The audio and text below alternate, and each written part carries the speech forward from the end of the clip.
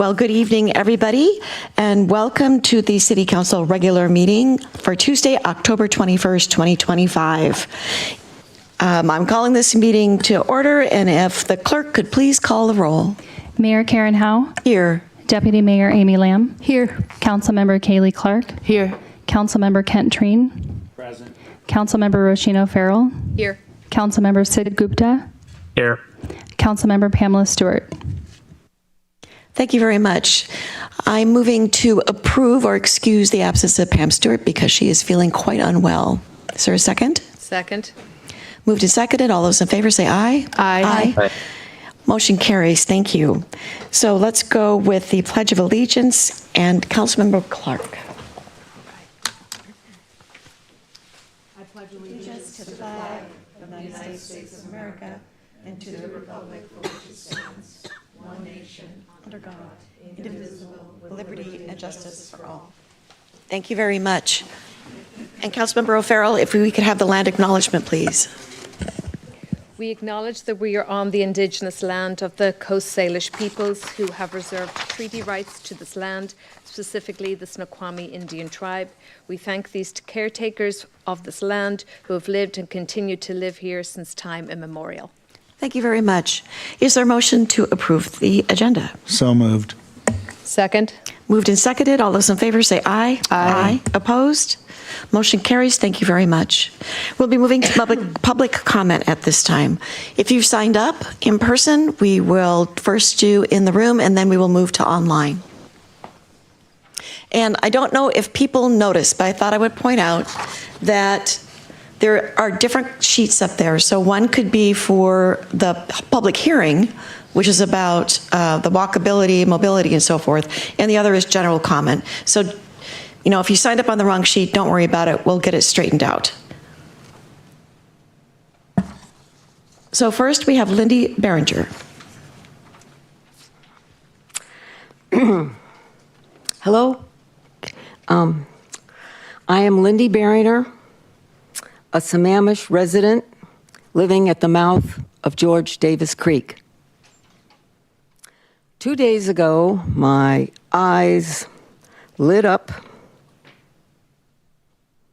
with the City of Sammamish newsletter arriving in my mailbox. Page 7, George Davis Creek Fish Passage Update. Lots of well-written, good information. A couple weeks ago, I stood here and extended an invitation to come see the George Davis Creek egg box, RSI, fry pond on my property. You have possession and use of the water for fish, eggs, and fry pond. Please come with your own eyes and ears. Just maybe even one of you come and look for all of the Sammamish residents what George Davis looks like before you begin your physical stewardship of this humongous project. It's spawning season. The little red fish just need a storm or two for them to know that the habitat is ready. I look forward to partnerships. I look forward to having the 100% plans about my stream to review. I have 90% right now. Thank you, and see someone soon. Lindy. Thank you. Thank you very much. Julie Hahn.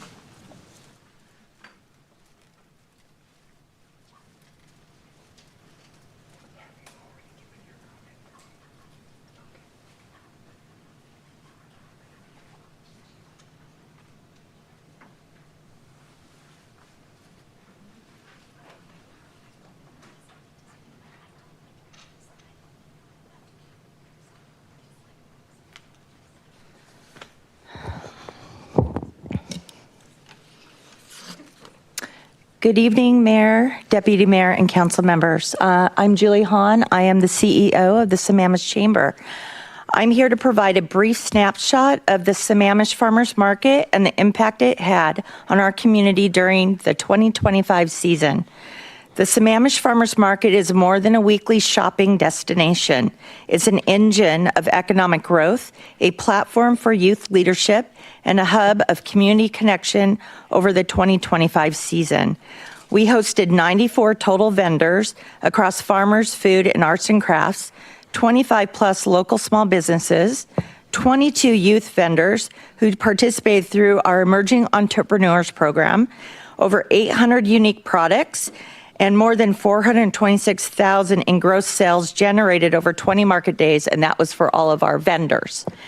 This market directly supports the city's goal of strengthening our local economy. We provide an accessible, low-barrier launchpad for small and micro businesses to test their ideas, refine their products, and build loyal customer bases right here in Sammamish. But the market's impact goes far beyond revenue. One of our most meaningful outcomes has been the youth development. Through the Emerging Entrepreneurs Program, children and teens as young as 10 learned how to price products, communicate with customers, manage money, and take ownership of their ideas. As one parent shared, "You're nurturing future leaders." This is exactly what we hope to do, create a pipeline of confident young innovators in Sammamish. The market also strengthens social connection and supports the city's values of health, sustainability, and inclusion. Each week featured live music, local food, artists and crafters, and a shared community experience. We embraced diversity and held special theme days, including Pride Day, Sustainable Sammamish, Stay Healthy Sammamish, Nonprofit Day, Cultural Day, and our Emerging Entrepreneurs Showcase. These special days created opportunities for nonprofits, cultural groups, and health-focused organizations to connect directly with residents in a meaningful and accessible environment. In total, more than 45 nonprofit organizations were represented through the season, and we recorded 260 plus volunteer hours, demonstrating strong community involvement. In short, the Sammamish Farmers Market is delivering measurable economic benefit, building youth confidence and life skills, supporting cultural inclusion, and giving residents a place to gather and belong. As we move forward, we are committed to continuing to grow this market in partnership with the City of Sammamish, expanding youth programming, increasing cultural engagement, and further strengthening small business success in our local economy. Thank you for your continued support and recognizing important role of the farmers market plays in our economic development here. Thank you. Thank you, Julie. Chris Ross.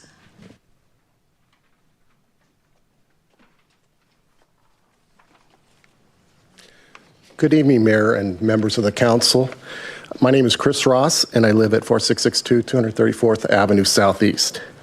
The city's growth target of 21 housing units is aligned with our comprehensive plan and the Growth Management Act. Proposals to upzone from our allocated 2,100 units are more appropriate if Sammamish were a transit-oriented community with direct access to a transit center, a condition not present in our city nor foreseeable in the future. It is essential to note that the concentration of housing units in the town center does not prevent housing outside of the city. I already shared that. There's been significant community feedback that rejects the higher housing count. Given the significance of this decision, representative feedback is essential before moving forward. I believe a special election ballot measure can help the council obtain this needed feedback from the broader community. City councils have the option to place ballot measures before the voters at a special election without the need of the initiative process. Although there is no express statutory authority for a city council to send a land use or zoning decision to the voters, cities are generally permitted to submit an advisory ballot measure to voters to gauge public sentiment on any issue relevant to their jurisdiction. The City of Sammamish has submitted advisory ballot measures in the past, most notably in the process of determining whether to pursue the development of the Sammamish Community and Aquatic Center. The next special election is February 11th, and the timely submission of a resolution passed by the council is December 13th to get on that ballot. The cost is between $142,000 and $172,000, which is well below the amount to study the 4,000 unit upzone. I recommend the City of Sammamish put forward an advisory ballot measure asking residents for their preferred quantity housing in the town center. For council members who generally value the voice of the community, it only takes one council member to make a motion for a resolution. It takes only one council member to second the motion for the resolution. And it takes 4 council members to pass the resolution to put this question on the ballot. I urge the council to allow the people of Sammamish to be heard with a focused advisory vote. The seated council have clear community sentiment to guide its decisions on this vital and substantial matter. Thank you very much. Thank you. Mary Wichter.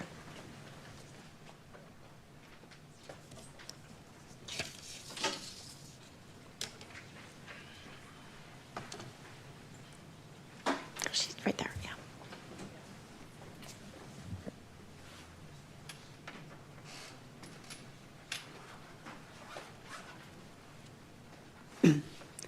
Good evening, Council. Mary Wichter. I've been in Sammamish 25 years. A couple weeks ago, I had visited around the city and looked for noxious weeds. There's one called tansy ragwort, which is bad. It's very bright yellow, very easy to see, and has a really unique leaf. I learned about it from King County noxious weeds. I learned about it as a Washington native plant steward. And when it grows, and it can have hundreds and hundreds of seeds per plant. The seeds can last 15 years in the soil, and they grow alongside the roads particularly well. So you may see it, you may not see it. It kind of goes in a 2-year cycle. It's biennial. But there's quite a bit of it in the Thompson Basin and the George Davis Basin. I've reported it to the city through See-Click Fix, and they originally did some, and then they said they were too busy, and then they said they didn't really want to do it. So that died. So then I just visited the Sustainability Commission, and Sebastian Rococo, who's the volunteer coordinator, was there, and he knows about noxious weeds and tracking them. The problem is you've got a couple of them right in the Ebright Creek wetland area, like right in the middle of the road. Like one is not behind a fence, the other one's behind a fence. And I don't think we should let it start there, but short of me somehow getting out in the middle of the road with orange cones and a vest and a ladder, I can't do it. But we do have these noxious weeds, and we need to deal with them. I grew up on a farm in Montana, and the people next to us put 450 acres in conservation. We own 300 acres. And it's really awesome to do that. But when they do it for a tax thing and they get a benefit and they have no way to manage the land, then you start getting weeds, and the weeds grow, and then they go out with the neighbors. So, and that's really happened there. So I know it's good to put stuff in conservation and want to hold it, but I think we need to have a way to plan for management of that, which is one of the reasons in the critical areas code, King County said, let's not ask for wider buffers. Let's ask for better buffers that are around the creek where you can put more native plants so you get the shading and other things. I think if you took Lindy Behringer up on her offer to go see her place, I think that would be really cool, because there didn't used to be salmon there, and there are now, and they've been planting native plants and taking good care of it. Also, the Kokanee Work Group, which is a volunteer organization I joined in 2017, they've been doing a lot to actually get the salmon back. We've been down from tens of thousands to thousands to just a few fish, and we're back up in the couple hundreds now. So I don't know what the counts will be this year, but I think it's really important. I think it's important to take care of our land, and noxious weeds do need to get managed. So I would like at least one council member to say, hey, people that have vacant lots that are trying to build and have a permit with the city, maybe the city could require that at least they deal with their noxious weeds, so the whole time while they're building or something, you don't get them spreading other places. Thanks. Thank you very much. Paul Stickney.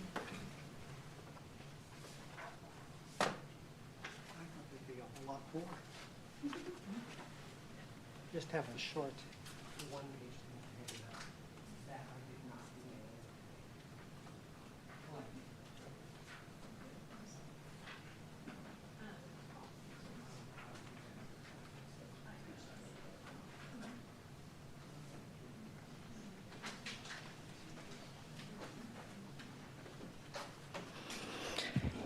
Good evening, City Council members. Paul Stickney, Sammamish here. I suggest you all watch last Thursday's Planning Commission meeting. My comment that I shared at the start was that it's critical to plan for both housing growth numbers, targets, regional external and local internal. Debbie Treen had a good comment on the agenda item about taking the regional growth center language out of the comp plan, and I agree with that. I commented on the agenda comment being in favor of adding the town center text amendment docket, and something pretty big. I introduced 5K is okay, and let me explain that. Adding 5,000 market rate B and C internal housing market rate to the comp plan on a citywide scale to plan alongside 2,100 affordable regional target, two separate sources. I've talked much about A, B, C, and D housing. A being affordable from 175 to 500,000, B market rate from 500 to $1.4 million, C a few high-end condos, and D large single family over 1.5. Internally, we have, as a community, a serious undersupply of A, B, and C housing and a notable oversupply of D. 7,100 A, B, and C housing numbers over 20 years is 70% of the lowest threshold of persistent citywide housing balance, which I call CHI. It's about 40% of the midpoint and 27% of the lower end. So 5K is not too much. It's okay. These housing units would primarily be in mixed-use centers and on par have a effect factor of about 4-to-1 to single-family homes relative to student generation and AM and PM peak car trips, and would equal about 1/3 of the single-family growth that's happened in Sammamish since incorporation in 1999. I suggest it's long overdue to add market rate needs to the comp plan, and 5K really is okay. It's not too much. It has very low effect compared to all of the positives. So I suggest you take action to do internal needs analysis, study factors, and add a market rate target internal to the comp plan. Appreciate the chance to speak. Thank you. Thank you. That's all we have signed up for in the room. Is there anyone that missed the opportunity? If not, we'll move to online. Those who have pre-registered to provide online public comment, please raise your hand if you'd like to give comment at this time. Promoting our first online commenter.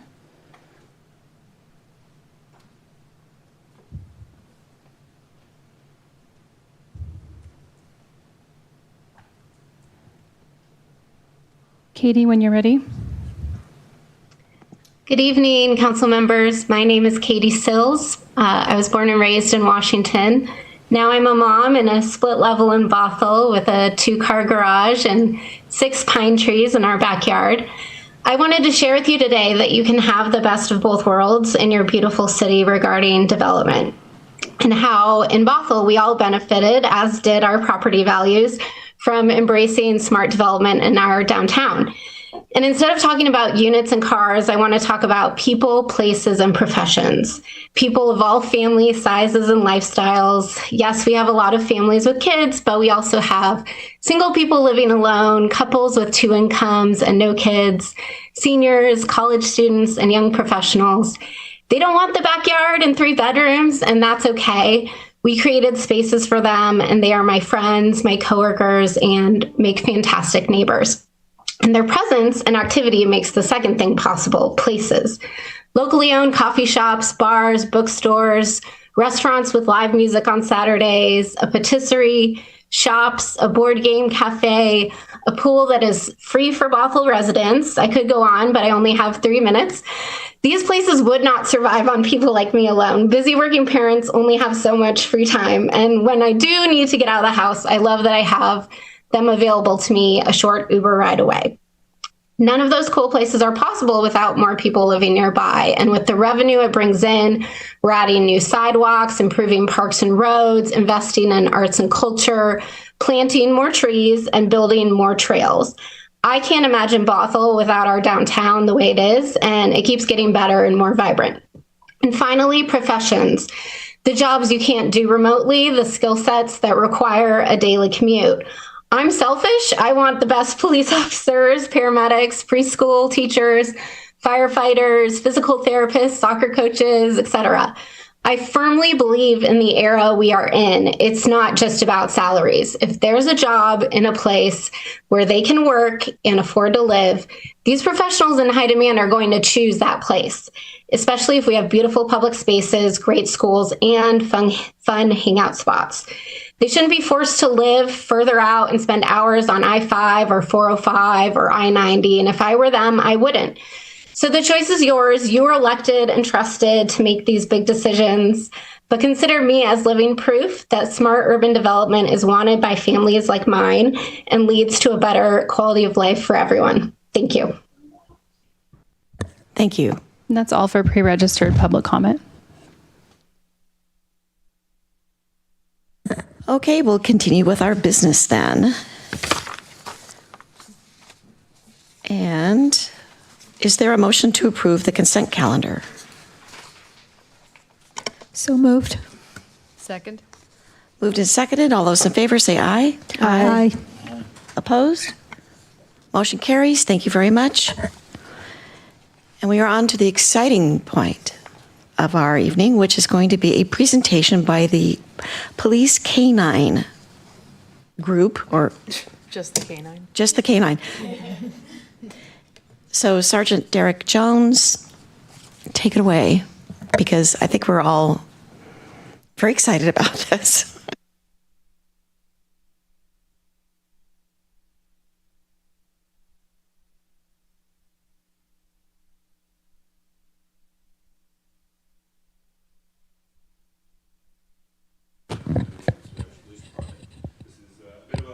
Sergeant Jones, would you get a little closer to the microphone? I will. I need to start that whole thing over? If you would. Can we continue? Yes. So I'll try and contain my enthusiasm here. Derek Jones, I'm the Assistant Chief with the Sammamish Police Department, and I'm here on behalf of Chief Lysett and the men and women of the Police Department to give you a couple of exciting updates on what's been going on and what else we've had going. So it seems like there's constant in and out. As soon as we get a new staff picture, folks leave, new folks come in. And one notable addition tonight is going to be joining us in just a moment.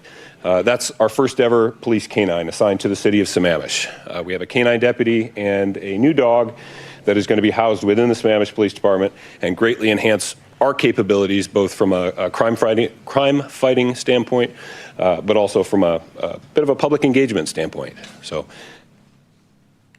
The dog's coming in from the car, but once he gets here, he's a little too impatient to wait in the back.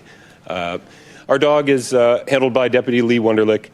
Dog's name is Falco. He's a 24-month-old German Shepherd from the Slovak Republic. He just deployed this month. They just completed their training and hit the road.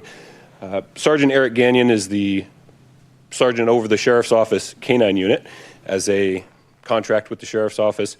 Some of the oversight, especially as it relates to the specialty training with the dog, falls to that canine unit and Sergeant Gagnon. So he's got some specific details in a presentation that I'll turn over to him here momentarily. We're on dog time, sorry. Do you see him coming up the hall, or? Not yet. Okay. Oh, no, here comes. Okay.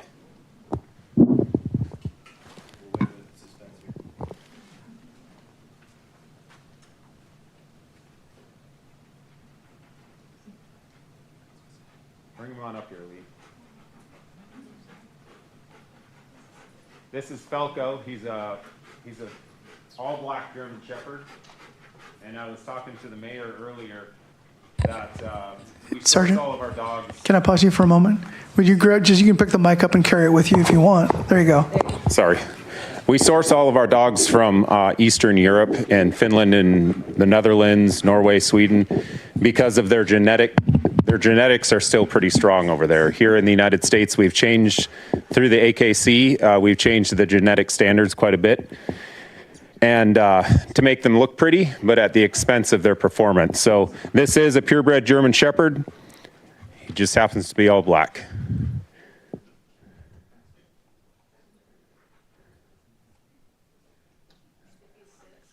Okay. Okay.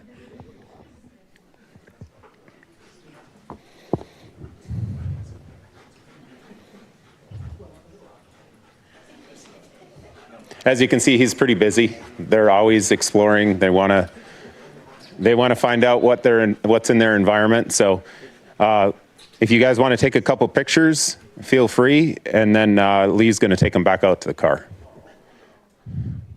And when I say take them back out to the car, these are the bougiest cars you've ever seen in your life. They have a special canine package in the back. It's the size of the entire back seat. It has an environmental control system in it that keeps it the perfect temperature all the time, whether the car is running or not. They have a water bowl. They have their toys. They have all the things. So it's not punishment. That's where they love to be. And he's within licking distance of Lee at any moment.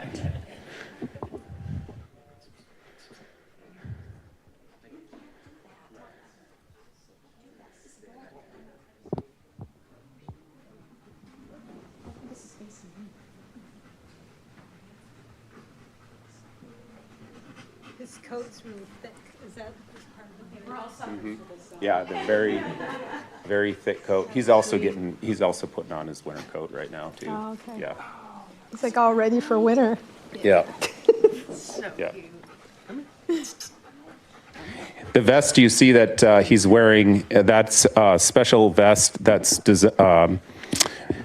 manufactured by a company up in Canada called Canine Storm. It's ballistic and stab proof. It also is a flotation device, and we can hoist with it. So that means we can pick them up and hoist them into a helicopter or lower them in and out of windows and things. And that one is actually hand-me-down. His new vest was just ordered today, so he'll have a fancy new vest here coming up in about the middle of November. You good? Any other questions for Lee before he takes off?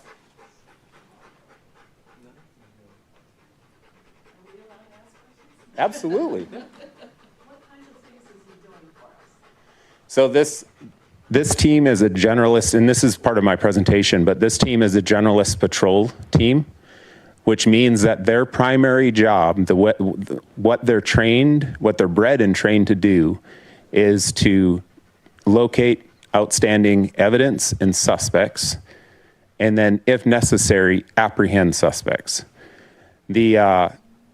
They are not a scent discriminating dog. They work off of the freshest human odor. So if somebody commits a crime with a firearm and then they throw the firearm into the blackberry bushes, it has that fresh odor on it, and the dog can go find it.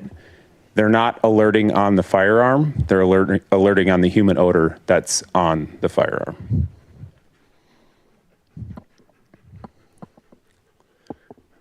All right, you're good to go.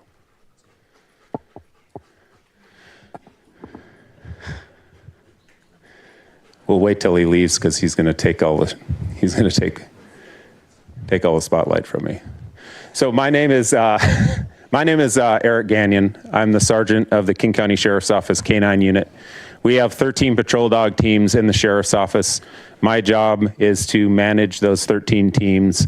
And when I say manage, that means everything from purchase to training to the maintenance, which includes the vets, the boarding, the equipment, the vehicles, and then we take that team that we form between the dog and the handler, and we send them out to various parts of the county. So Sammamish has 1 dog, Shoreline has 2. These are all contract cities for the Sheriff's Office.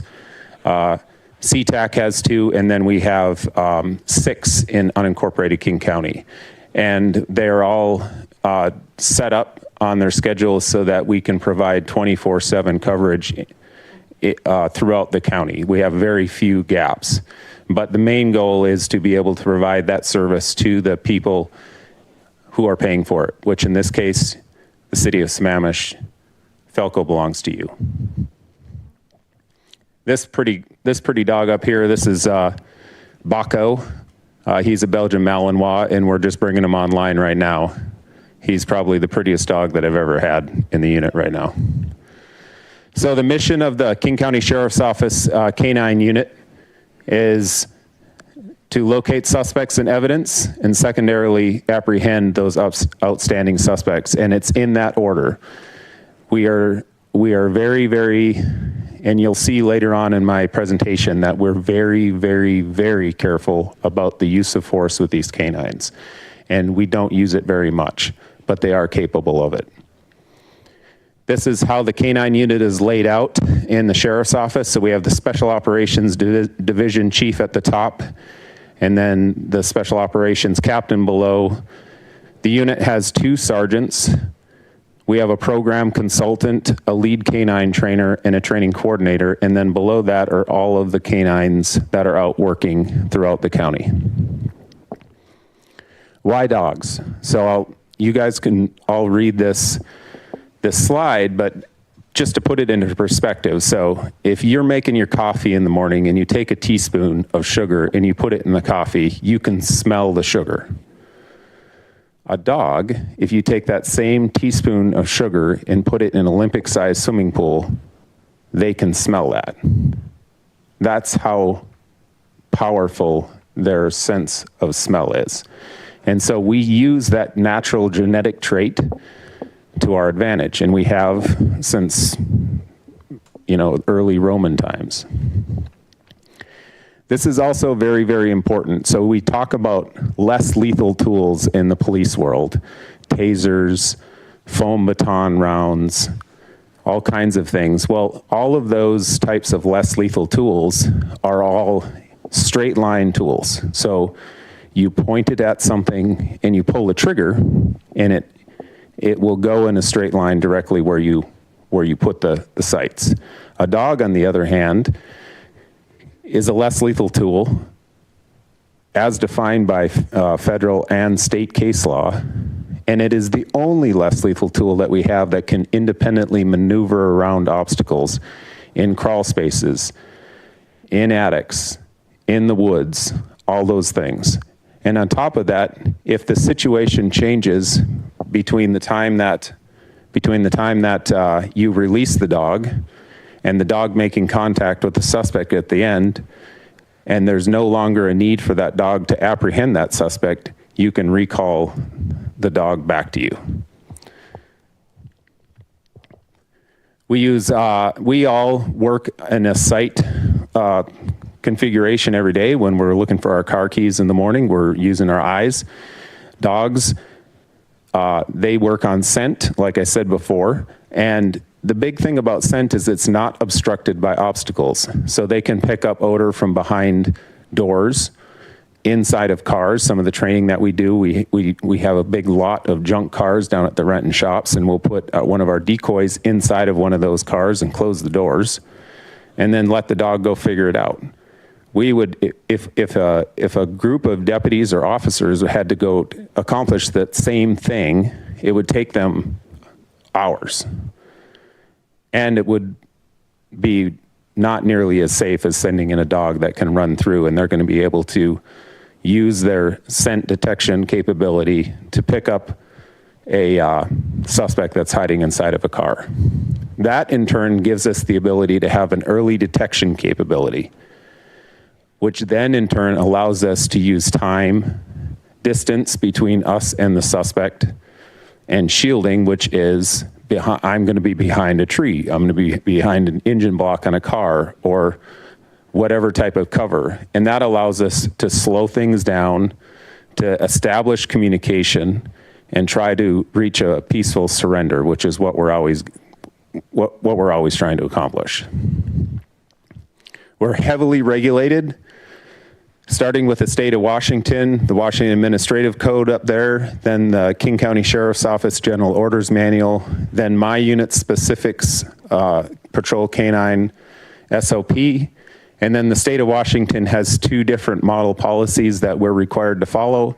The first one is how we certify these dogs, and the second one is how we deploy them and maintain them.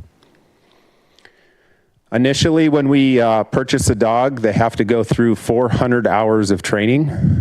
Then they have to be certified through the Criminal Justice Training Commission. And on top of that, we certify them again at the same time with the Washington State Police Canine Association. The reason we do 2 is because it's extra insurance and we can bring in expert witnesses from both places to testify on our behalf. That certification is good for 2 years, and then they have to recertify. Every month, they have to complete 16 hours of specific canine training. If they don't meet that, then they are decertified, and we have to start all over again. So when can we deploy these dogs? When do we deploy these dogs? We're able to deploy on any felony crime or misdemeanor crime. And I know I listed this RCW up here, but what I'm going to specifically reference under the misdemeanor crimes are crimes that are mandatory arrest in the state of Washington: domestic violence and DUI. However, we have to be able to justify, unlike any other police investigation that goes on, we have to be able to justify before we deploy the dog the potential use of force at the end of the deployment. So that means that we have to be very, very solid on our probable cause and another set of factors which we call the Graham factors. Graham factors are the severity of the crime, the immediate threat to the community and also the officers, and whether or not the suspect is attempting to fight or get away from us. And then we must also consider the time delay, weather, traffic, age, disability, mental health, language barriers, and a few other things that aren't up there. So we're very, very particular about how we deploy these dogs. And it's for good reason, because they're very powerful, but if misused, they can cause a lot of damage to the community. And also, it's just not fair to the animal. These are our stats for the entire unit for the last 5 years. And the one that I want to kind of point out is the arrived no deployment stat. The reason that I track that is because it demonstrates the handler's decision-making ability. It shows that the handler, when they show up at the scene, they're not just automatically deploying their dog. They're looking at all of the circumstances, and then they're making a decision whether it's go or no go. And 502 times, they made the decision not to go, and that could be based upon lack of probable cause, low Graham factors, the time delay, the weather, so on and so forth. We have 477 apprehensions in the last 5 years. So an apprehension is defined by the state of Washington, and it's whether it can be one of 3 things. The dog actually bites the person gives up because they are become aware that the dog is going to be used against them, or third, they're running from the dog and a perimeter unit captures them. So out of 477 apprehensions, we only used canine force 30 times in 5 years, which is really, I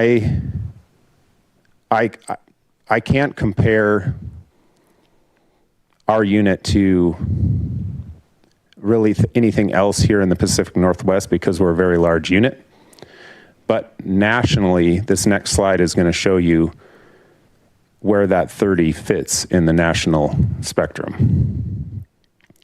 So there's a metric that is set by case law used to judge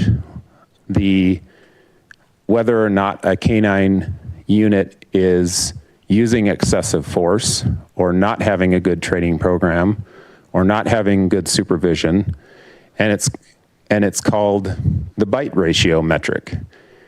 And it's set by the 11th Circuit, Care v.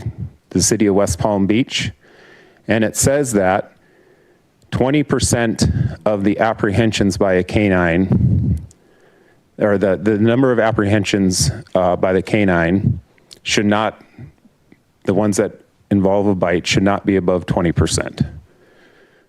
I've said this probably 100 times and it just comes out wrong every time. So at 20%, we need to look at why that's occurring. And at 30%, we need to pull the dog or the unit offline. And that's, again, federal case law. This is our bite ratio over a 5-year period. And you can see 6.59% compared to the national average of 20%. And here in King County,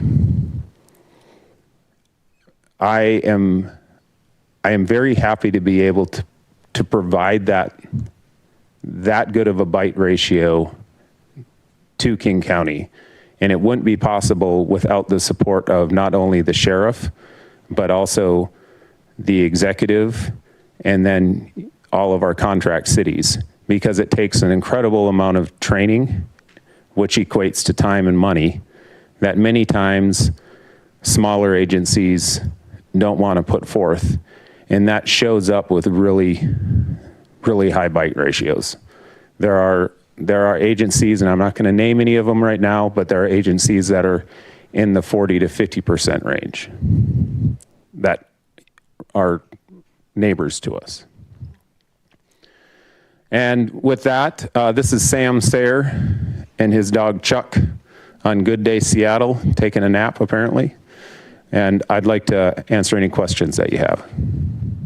Yeah, go ahead. Did the dog get instructed and does properly bites? The next day, do they just go back to work like normal, or is it like with a human where they need a little bit of like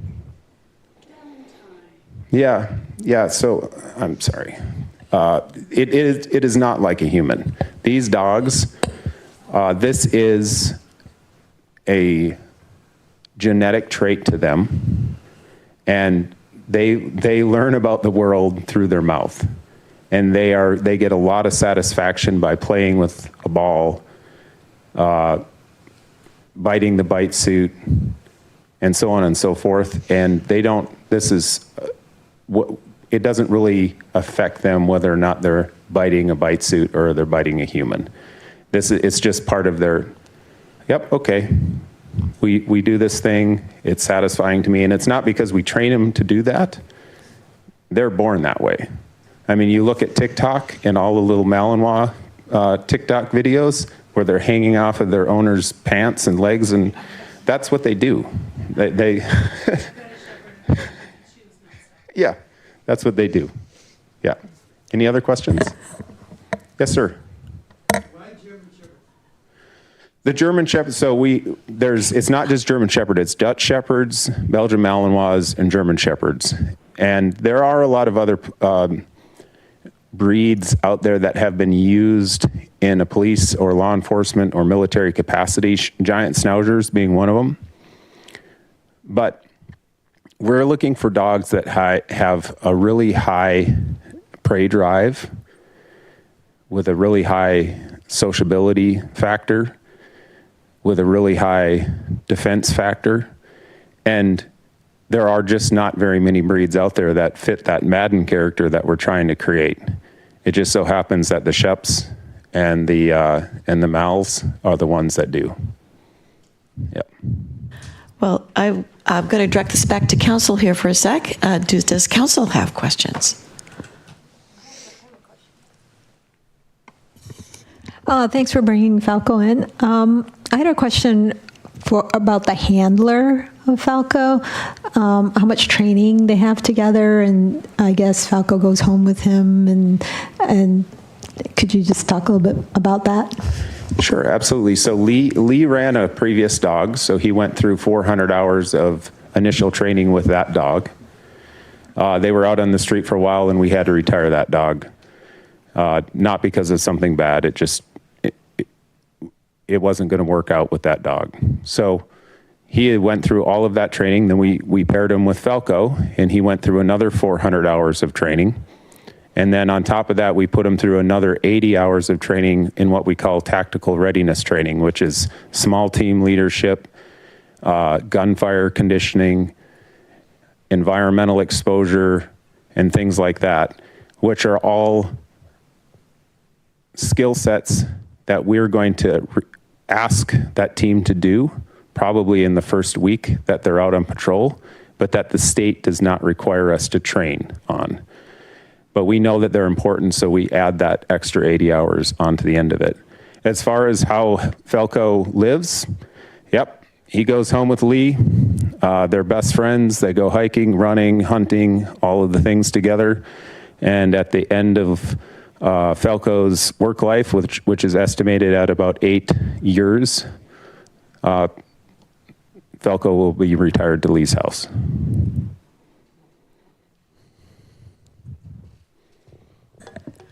Well, I think we appreciate this presentation tremendously. What we're looking forward to, I think, too, is understanding the impact it has for Sammamish. Because I think you and I were talking earlier and about the incident that I recall where we had helicopters overhead for quite some period of time, and a canine unit would have been very instrumental, I think, in making that come to conclusion much more quickly in that case. But we'll be looking and trying to understand what's the benefit, what's the impact, how is it helping us, how is it keeping people safer, in particular officers, how does it keep you safer too? I think it was really interesting about the point about this line of sight, straight line versus something that's adaptable and can go around barriers. Hadn't thought of that before, so very instructive and very useful presentation. Thank you for your time and for coming in. Thank you for having me. All right, I've got a couple of more slides for you. We're going to pivot off the canine portion of things. And I'm going to introduce perhaps a familiar face, Detective Nate Griert, who runs our community engagement team. He's our community engagement officer. Here just to provide a brief highlight of what that unit has done and some of the things they've been involved in. Man, I got to follow the canine unit. It's rough. How's it going? So I forget the last time that I was here. I know it was last year or this year. But so since then, as you can see on the slide, some of the stuff that we've been working on, we did the Disaster Preparedness Resource Fair, which was pretty recent. That was last weekend. That was something that took a couple months to plan, and we did with Eastside Fire and several other community partners. It's something that Sammamish did when I was a patrol officer here several years ago. And it was something that we, especially with the bomb cyclone last year, that we saw a lot of issues. We see it every year with storms that come in, whether it be snow or wind or things like that, and emergencies that happen. We see people that their car starts to slide in the snow and they just abandon it in the middle of the street. And then it creates all these other issues. And the bomb cyclone, we come around a corner and you see 8 chainsaws stuck in one tree that's down across the road. So we talked about things like chainsaw safety, winter driving, how to put on chains, electricity, like how down lines can carry voltage even though they are not arcing or sparking and things like that. So it was a very good kind of first year, not first year, but kind of bring back. We came away with a lot of takeaways of how to improve it next year, some demos that we're looking forward to. So hopefully we'll see a lot of those next year. It's a good partnership with the YMCA, advertising it, and kind of it was a good event. It was solid. I was happy to get that done. And kind of, like I said, take some critique from that and do some other stuff. The same day, because I get double booked all the time, Deputy Martin went to the Aging Well Resource Fair, which is also another great event. We get to talk to people that are in the retirement years, and we see a lot of fraud coming from those communities, so we get to educate them about some of the scams that we see and how tricky they can be, and AI has just made all these things the easier to fall for, right? You've got voice modulators and all those types of things. And so kind of educating people on like, hey, if it seems suspicious, it probably is. Generally, the police won't call you until you have a warrant for your arrest and you need to provide us with $200 Visa gift cards. But I get it. It's, people are like, hey, I'm on my way to the store right now and I've got all this money that I'm about to give away because the police department says I have a warrant and otherwise I'm going to go to jail. That's not how it works. So kind of laying that out for people. Rigapalooza is always fun. I think this year we had the riverboat that we normally bring was broken, so we brought the Lake Sammamish boat, which is kind of cool for people to see, and we brought in the Explorers with a police car, and we had the SWAT team here with a Bearcat, and kids always love climbing in and out of that thing, and I think the weather held up a little bit. I think it rained that day, but it was kind of sunny. And then I'll gloss over that. We'll talk about that in a minute. Community Academy, I don't want to take your thunder, so I will gloss over that one too. The Sammamish Police Explorers. So the Explorers have been really good. We sent 5 or 6 to the academy this summer. They love it. They spend about a week over in Yakima. And then throughout the year, I'm sure you've seen the Explorers at the events, whether it's rain or shine. They're out there helping direct traffic, helping people park and things like that. And then 4th of July, they're out kind of walking around. And then we do the meetings with them every other week. Polar Plunge, Lake Sammamish, that was over on the Redmond side, but we took our Explorers to that. There's a couple other people from Sammamish there. Pretty cold. I get to wear a dry suit, so I don't have to plunge that much. But yeah, and then National Night Out, that was fun. I always have a good time on that until the fire department comes around with the fire truck and then takes all my thunder away from my vehicle. But it's fun. It's a great time to get out and meet the different communities and talk to them. And then Lunar New Year celebration. And then some of the other stuff, I've done a couple of HOA meetings. We actually just wrapped up kind of a community problem that I literally just remembered the name of it over there. Montaigne over on Trossachs was having an issue with an encampment that had kind of popped up over the summer. And they didn't really know how to handle it and they weren't sure what to do. And they had called 911 a couple times and we had different officers come out and give different advice, but they were able to get a hold of me, or it got filtered down to me, and we were able to solve their problem. And one thing that the leader of their HOA or their HOA president said was that it was really nice to be able to just talk to me and get consistent information from me, which is the whole point of the community engagement officer, right, is being that fixed point for people that have these questions that don't necessarily rise to the patrol level or maybe need a little bit more attention than a patrol officer can give in their 10-hour shift. So it was satisfying, or it was good to kind of make that connection. And that happens all the time. That's just the most recent one that I can think of. Sammamish PD Marine Unit Training. Is there a separate slide about this? There is. Okay. So do we want to go to that one? Yeah. Okay. So this is going to be a smidge out of order here, but actually you can go right into it. There's a video that's come out on social media. It's embedded here. I'll let Nate talk first. Okay. Then we'll move on. So on Lake Sammamish, we have one response boat for all of Lake Sammamish that's on the water. Bellevue Fire recently purchased a pair of rescue watercraft that are not on the water. They're on a trailer, but they can be launched pretty quickly. But basically, when you talk about response boat on Lake Sammamish in the summertime on a very, very busy lake that is basically the home of wakeboarding, we're it. And so time is crucial in these situations. And on this, I think I've talked to the council before, but on the Sammamish side, you guys have the party side of the lake. Bellevue side is pretty quiet, and it's because you get the afternoon sun over here. So most people spend their time recreating on the Sammamish side.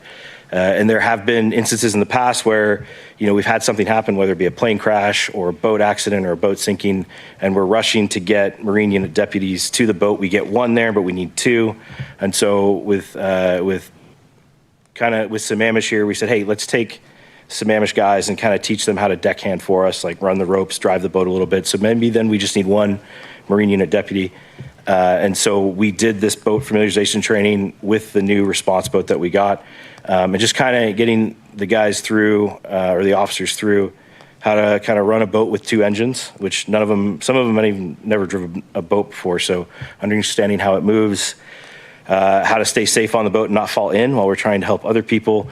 But it has already paid dividends. We've had 2 separate incidents already where, because we did this familiarization with Sammamish units, we were able to get on the water quicker and then respond to these drownings or accidents. We had one just a couple weeks ago. It was a possible drowning. Didn't end up being somebody in the water, but the training that we did about surface water searching, identifying last seen, because as a diver and as a search and rescue person, the quicker that we can get a fixed point on the shore that we can then triangulate off of and put swimmers. Eastside Fire has some great surface water swimmers that can do some pretty good free dives. As soon as we can get divers on a more accurate position, the quicker that we can either get that person help or we can help that family kind of start the grieving process and recover that body. So we had one like on that situation I'm talking about where Sammamish PD officer, one of them went to the state park, was able to give us a really good last known point and give us a cone line on the shore so we can see almost across the lake exactly where we need to be. Another Sammamish officer, I had the boat, they helped me launch it because I can't launch it by myself, it's too big. So Mackie, he'd never backed a trailer before. I go, it's okay, you're just gonna back straight down. But he was able to do that. And then we put an officer on the boat as well to get it in the water. So like I said, it pays all kinds of dividends. It's already kind of shown up in a couple of ways. And I think that next summer it will continue, and throughout the year, as we just get incidents as they happen on the lake, it will continue to kind of be that good positive relationship, and you're gonna see some benefits from it for quick responses out there, because time is everything. The faster that we can get there, the better the situation will go. You got the video? Yep.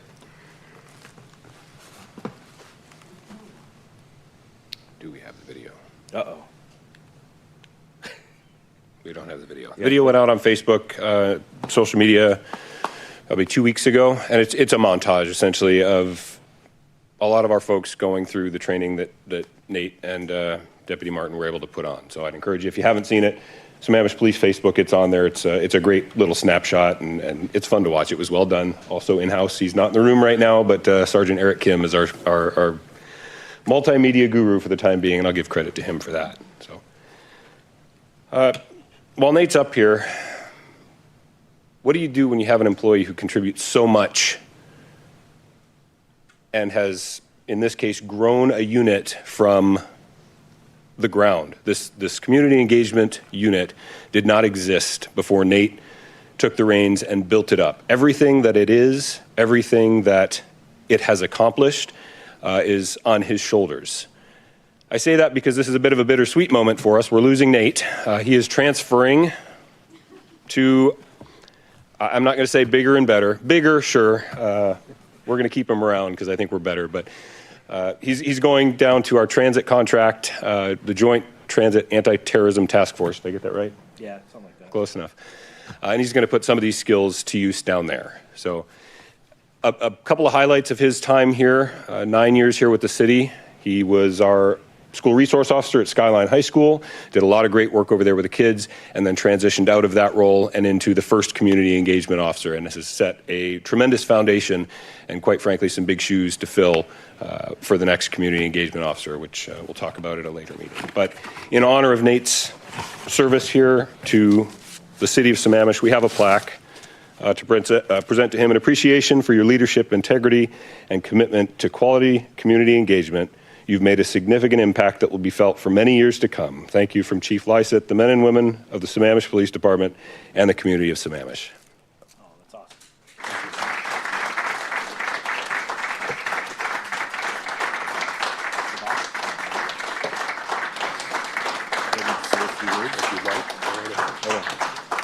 I've been asked to say a few words.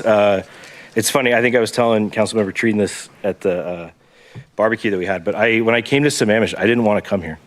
I was a pretty new deputy. I had spent 10 years in the Army, but I was new to this job, and Sammamish is known to be kind of slow.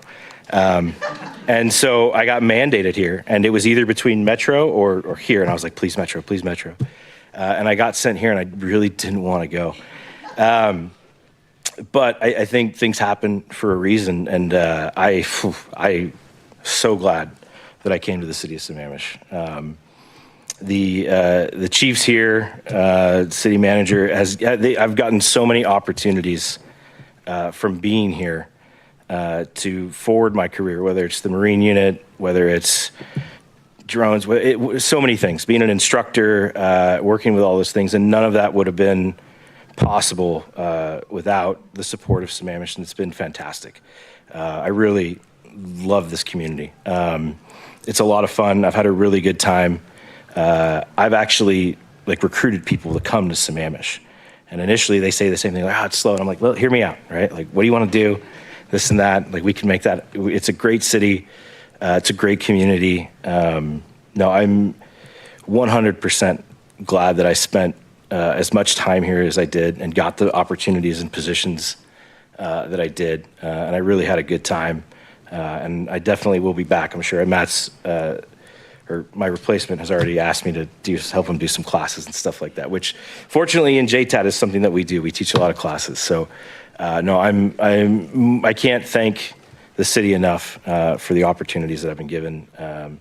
Yeah, that's been fantastic. And you guys are in good hands going forward. So yeah.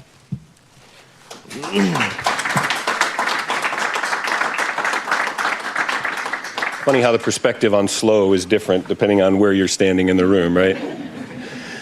The last thing I want to hit on, and then I'll end our portion of it, is the Community Academy. This is, again, something that Nate was heavily involved in.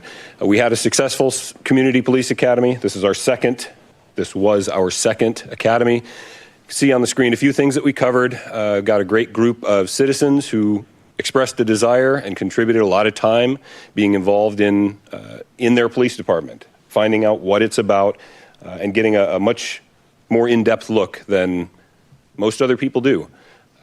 So they credit to them for taking the time to volunteer to do this. We're looking forward to our next academy, little plug here, coming up in 2026. I expect registration for that likely to start after the first of the year. That'll be pushed out on social media and our websites. But 2 in a row, we're going to go for 3. We've had continued support. And with that, I think that wraps up our end of it. Unless you have questions for me or Thank you very much. for Nate. Are there questions? That day, I think it was like 40, maybe a little below. About as close as it gets is 40, but yeah, I'm in a dry suit, so I'm fine. You're insane. You're completely insane. Well, I think we'd love to have a picture of the crew with you, Nate, and we just thank you for the work and your contributions. It has made a big difference. Your connections with other people, with communities, HOAs, extremely important. And your good-naturedness makes law enforcement approachable, which I appreciate, and I know the community does as well. Thank you. You got it? Can we go here? Yeah.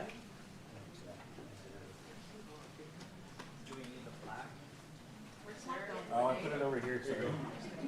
Thank you so much. We're gonna miss you. Yeah. Oh, Well, thank you so much. Ring is there, you might see. Yeah, That's great. Oh, yeah. All right.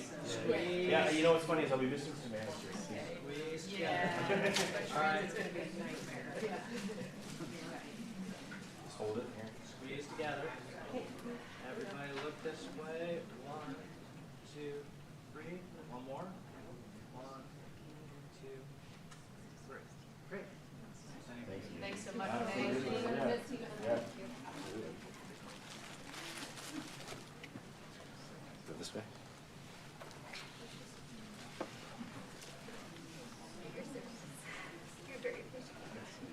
Okay, so we've had laughter, we've had tears, and now we're going on to our next presentation, which will be Eastside Fire and Rescue, please.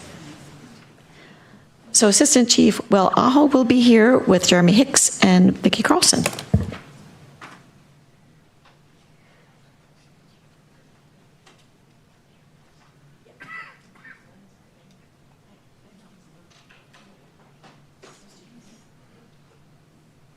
All right, so good evening, Vicki Carlson, Finance Director for the record.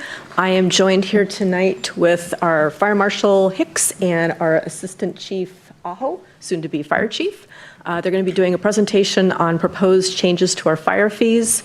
Once the presentation is done and questions are answered, the plan is to incorporate the changed fees into our own fee schedule that will be before you next month for adoption to take effect in January 1st of next year. And with that, I'll turn it over to the fire team. Well, thank you very much, and good evening. I don't know how you follow that. A cute pup and an award. Oh my gosh. Well, we're going to talk about something exciting. fire permit fees. Okay, maybe not nearly as exciting. Again, thank you so much for the opportunity to come and speak before you. I am Assistant Chief Will Aho with Eastside Fire and Rescue. Will be the incoming fire chief coming next month, so I'm super excited. And I'll let you introduce yourself. Yeah, Jeremy Hicks, Fire Marshal for Eastside Fire and Rescue in the South Division. Thanks for having me. So why are we here? We're here to talk about fire permit fees, as Vicky had stated, as well as some pass-through components associated with this.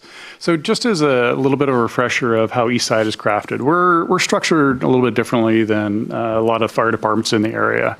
We work as a governmental nonprofit organization, which means that we function underneath an interlocal agreement made up of 5 primary partners, so the 3 cities and 2 fire districts. We are completely reliant on what we call as partner contributions, meaning we have no direct taxing authority associated with that. So that, you'll see how that becomes important as we move along in this. When we're going through the 2025 budget the 26 budget development process, one of the things we want to really make sure we took a look at is how do we continue to support each of our partner agencies in the most effective way. And when we had good conversations with the Fire Marshal's office, we were recognizing that there is a tremendous amount of growth which in each of our cities, which is great because it shows that the city is healthy. People are excited about growth and development within those areas. For Eastside, what does that look like? It means a body of work that our Fire Marshal's office does perform to support the building construction within each of these cities. Associated with that, trying to keep up pace with the growth within the cities, we had put a request forward to add an additional assistant fire marshal. Again, right now we're able to maintain, and we're recognizing that there is great growth that is coming to each of our agencies. Unfortunately, we're unable to hang on to that position as part of the budgetary process. In conversations with our board of directors, we were able to come up with some creative ways of trying to recover some costs for the work that our fire marshal's office is doing that. And so under the direction of our board of directors, we are coming back to each of the cities to work with the city staff on pass-through fees and aligning all of our fee structure across the entire jurisdiction. All right. Well, first of all, I want to definitely shout out to Vicky and her team. We've had an awesome working relationship moving through this process, and appreciate all the work that they've done to help us out. When we started this process, when you look at a problem, you want to look at the objective of what you want to fix. So this is just a short excerpt of how we wanted to resolve the fee challenges. We recognize that the fee structure and fee levels weren't consistent across all our EFR jurisdictions. We want to align those, number one, to provide customer transparency, but also the work that the different permit centers are doing and the customers that we serve, the residents, to have a fee structure that matches, because the contractors that work in Sammamish are the same ones that work in Issaquah, are the same ones that work in Bellevue and Mercer Island and all these other places. So that was our one problem statement. The other one was inconsistency with the fee structure and the fee levels. They were confusing, and it adds cost to doing business. And what we mean here is some of the permits that are outlined within the adopted code aren't on the fee schedule, or some of the fees that were on the fee schedule don't align with the work that's being done. The cost recovery for the development within the cities is not fully covering the cost of providing the services. Like I alluded to earlier, the fee structures historically, when they were built, they might have been increased by a cost of living indicator or a number. And what Eastside Fire did is we took a really good look at all these. We collect analytics from all these permits that we do. We do roughly 2,600 permits a year, plan reviews. So we have a lot of analytics, and we started collecting data on how much time it takes to do these different permits. And then, as you're probably all aware, the laws and regulations around anything that you build are becoming different. I heard a little bit earlier about, middle housing. And then last year there was Senate bills that came out for permit times. Those are all changing how we do business. They're not really changing how the workload is. It's changing the condensed time that we have to turn these around and the complexity of what these are bringing. All these different, the middle housing brings kind of a little bit different set of codes and how fire department looks at stuff and how building departments look at stuff. And I'm sure you're working through that with all your different disciplines within your city. So how we are currently staffed in our fire marshal's office. Eastside Fire and Rescue, the partners directly contribute to 3 full-time fire marshal and 2 assistant fire marshals. That is the same staffing that we've had since 1999. The way we've been able to support the increased growth in not just our partners, but also our contract agencies is through the addition of contract agencies. So City of Mercer Island pays for a fire marshal, which is covered, Jeremy Hicks. And then Woodinville Fire and Rescue also covers 2 of those fire marshals. So they work as a unit. So the team of 6 have been very effective in how they've been able to distribute that workload to currently to maintain a high quality service where we are today. Again, our concern is just being able to maintain the growth in the future. And a little bit of a fun fact, we have 192 years of experience in our team right now in our fire marshal's office, which I would put that up against any other place, if not in the state, on the Western Hemisphere. That is a tremendous amount of experience to have in a fire marshal's office. So pretty darn proud to work with that team. So I don't have dogs or boats or anything like that, but I do have examples. So I'll take you through this a little bit. What I wanted to depict on this slide was basically both the contract and the partner agencies and where they're at this point. Issaquah and Sammamish are the last 2 cities that we're working with this fee alignment and pass-through fees. North Bend and Duval were the most recent ones prior to that. And you can see where the current rate is at $728. Now what this is depicting is a NFPA residential 13D fire sprinkler system. That is definitely not a dog to show you. That is an example of a residential fire sprinkler system that you would put in your house. Now note that Sammamish does not have a fire sprinkler requirement. However, fire sprinkler systems in homes are used for mitigation. It's usually the first mitigation option where they don't have a hydrant close to their house, or their road's too small, or their distances, square footage. I could probably talk for an hour on how we come up with that, but there's a lot of equations that go into it. And instead of saying no, the mitigation tactic is to install these sprinkler systems, which over even the last 5 years have become far less expensive. This is the permit fee for that. And you can see where it's aligned right now. And I put a range there, 395 to 593. And one of the reasons is in your permit schedule right now, you have to count the number of sprinkler heads and devices to come up with the permit fee. In our proposed fee schedule, it's a single fee for the system. The review is the same amount of time, whether you have 30 sprinkler heads or 50 sprinkler heads. It's the time of looking at the hydraulics of the overall system.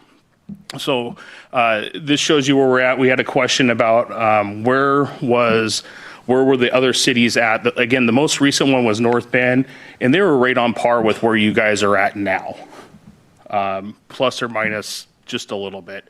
But they were on par. They used the device count and the permit fees. at this rate, this completely captures the cost of the inspections and the plan review for the individual system that's being installed in the residence. Again, not a requirement, it's used for mitigation to be able to build the structures. Then I got two examples here that I aim primarily at Sammamish, and we went through some of the permits that we've recently issued. And this is a house that required a fire sprinkler system due to some deficiencies.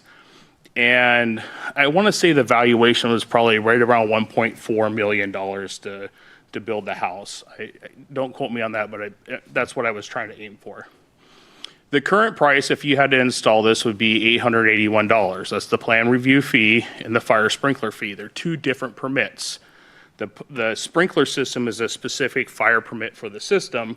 The plan review is the fee for reviewing the building itself. Fire flow, fire access, square footage, all those different things that we do. We do that on most every building that's built in Sammamish. We review those to make sure they're being put in the right places, they're addressed right, the doors facing the right direction. And below that, you'll see the building plan review fee and the building permit fee. Those are permit fees that are specific to the building. The building department would assess those fees. And the reason I put these up here is because when we talk about the proposed fee moving forward, we want to compare the rate of work we're doing with apples to apples. So the building plan review fee is the building department reviewing the building, just like we do. They do a lot more work because they have mechanical, electrical, and plumbing and stuff like that. We found that 15% of the building plan review fee is a good number to be in. It equates to the work we do, and that covers your pre-application meetings, your pre-construction meetings if there's any, the number of phone calls, the post-building inspection, all the stuff the fire marshal's office does around the building. And then the fire sprinkler system was a little bit easier. We know exactly that it takes about an hour and a half to review and 2.5 hours to do the inspections because we have all those analytics to show that. So the difference here from what it is today to what we're proposing would be $683 inclusive of that building being built, set up, ready for occupancy. The next one we have here is a commercial TI. Now, when I present these, I like to show you, just like the slide before, a lot of your homes don't require sprinkler systems, but I wanted to show you what it would be here. That's the same approach I took here. I wanted to show you kind of, and I hate saying worst case scenario, but like if we had to put all these things in and the building, basically they're keeping the foundation and then building up from there. That's what this would look like. So this is a 5,000 to 50,000 square foot building. That's how we categorized it because that's what's in your fee schedule now. And it has about a $10.42 million construction valuation. That's the materials to build the building. Right now, we're receiving $316 for the review, $316 for the TI and the sprinkler system, and about $1,700 for the review of the fire alarm system. And in this case, the sprinkler system was already installed in the building. The fire alarm system was added. That's how I put this in here, is what that would look like. The proposal would, the proposed difference would be $6,229 for the building review fee. That's really the big difference in here. You can see the fire alarm system decreased a little bit, the fire sprinkler system increased a little bit, but the difference is the building plan review fee. When you build a $10.42 million building, the fire marshal's office is going to spend more than 1 hour, 1.7 hours reviewing that plan. We're going to spend about 20 to 30 hours on that. We just did one in another jurisdiction that actually exceeded that. So the difference in this equation would be about $7,200. The total permit fee would be $9,500. And as you can see, that's still less than 10% of the total building permit fees that are going in there, which is kind of the number that we've been evaluating against other analytics. Uh-oh. What'd you do?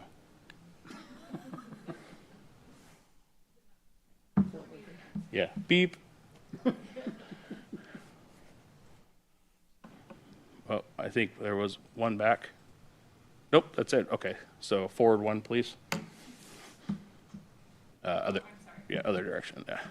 So our recommendation is to adopt the changes in ordinance, which Vicki had chatted about in your fee schedule with the recovery pass-through fees. Next slide. And with that, I'll take any questions that you may have for us. Thank you for that. Council, questions? Deputy Mayor Lamb.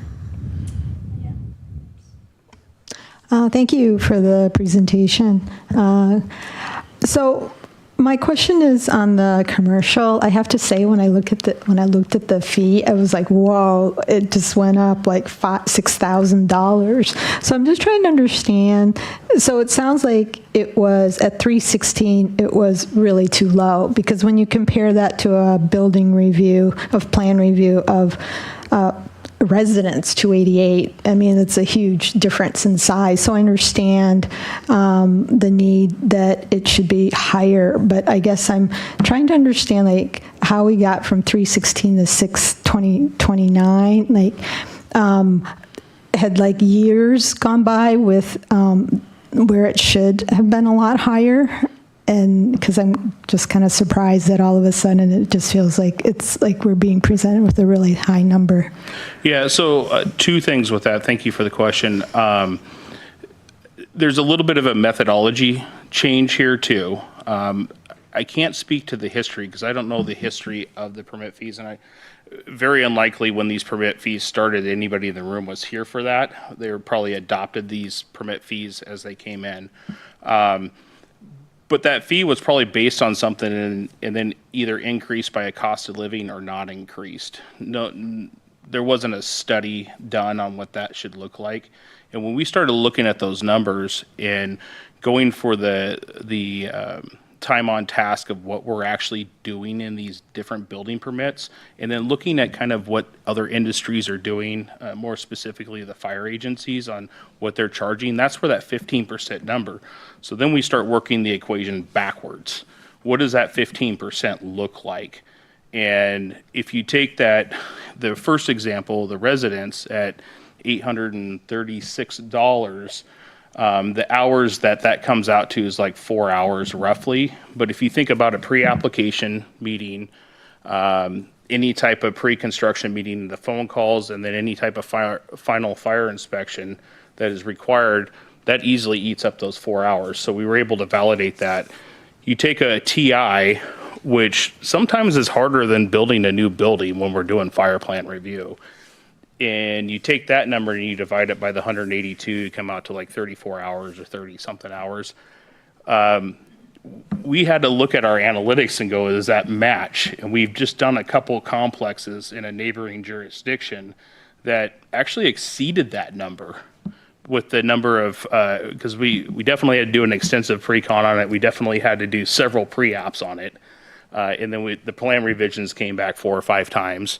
And then all the meetings with the architect. So essentially the methodology is that 15% captures the bigger the building, the more time it takes, and then you run that equation backwards and you come out with that. That's the methodology we're using. And we're going to continually evaluate these analytics. I failed to mention that we collect these all the time. And the nice thing is now when we move forward with fee schedule updates to the city, this information's in the computer. Like we could pull these analytics when we do the fee structure updates every year or every other year and say, here's where we're at. Here's the total cost of the workforce to do the work. Here's the time that we take. And then we could look at each individual fee and go, well, does it need to go up or does it need to go down? Especially based on technology needs that are coming out. I'm assuming plan review may get easier, but then complex systems are going to throw that out. So. Okay, thank you. So it just sounds like it's going to be more accurate in the future and we won't be as surprised. Yeah, and I want to make sure that it doesn't look like it's, well, this didn't happen. I think it was this data wasn't probably available as easily as it is now. And now that we're collecting the data and, really trying to be good stewards of how this looks, because when you have to explain this to building owners or homeowners like myself, and you could explain, well, here's the amount of time it took and here's the hourly charge, that's a way easier thing than a number on a sheet of paper. So we found that that's worked really well in all of our other cities we've approached. Okay, great. Thanks for the explanation. Thank you. It's me. It's you. So we're not, this is like no financial impact on the city, correct? Unless we build something or do something.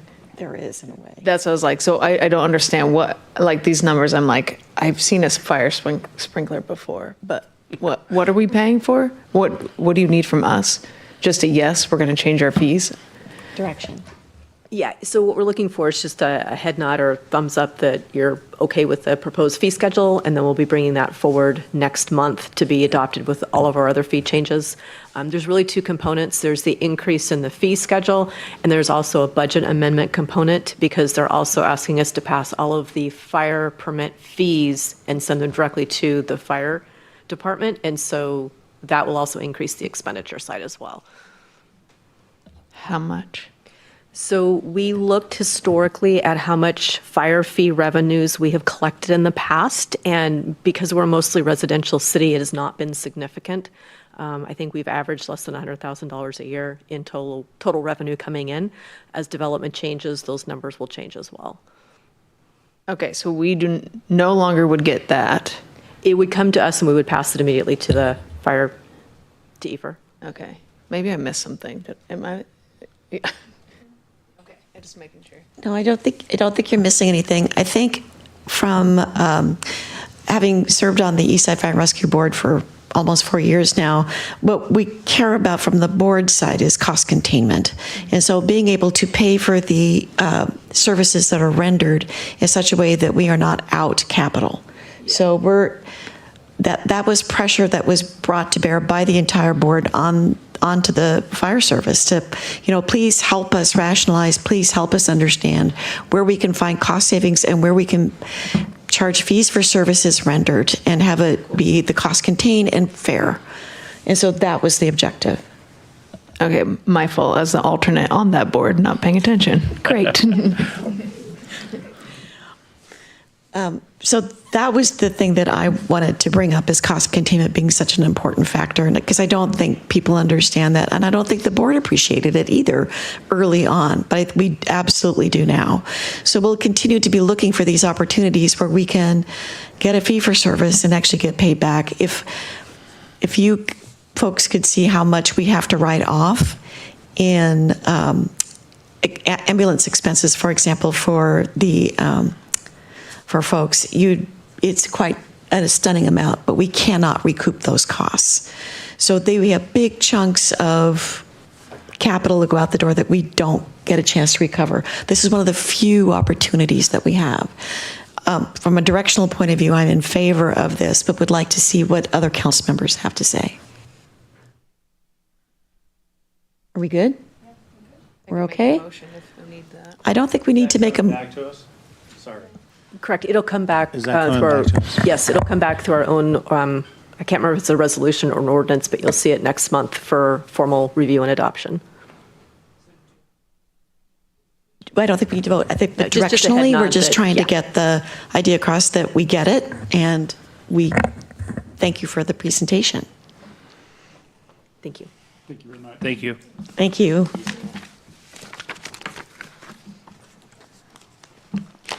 We're going to continue our public hearing on the bike and pedestrian mobility plan. So we have Audrey, Lindsay, and Andrew here.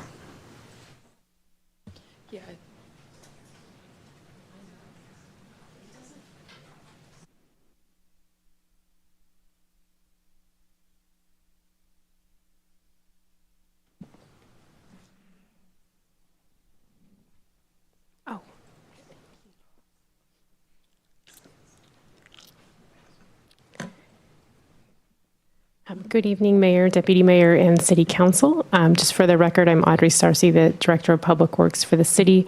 I am joined by Andrew Spiliotis today, our Senior Transportation Planner, and online by Lindsay Channing, our Transportation Planner. Very excited to provide you an update for the bike and pedestrian mobility plan. 2 weeks ago, Council opened the public hearing. We've received some comments. There is a Q&A that is attached to the agenda packet, and we'll be following up with some common themes that we heard throughout the last few weeks. We'll be back in November asking Council to adopt the plan at a subsequent meeting in November.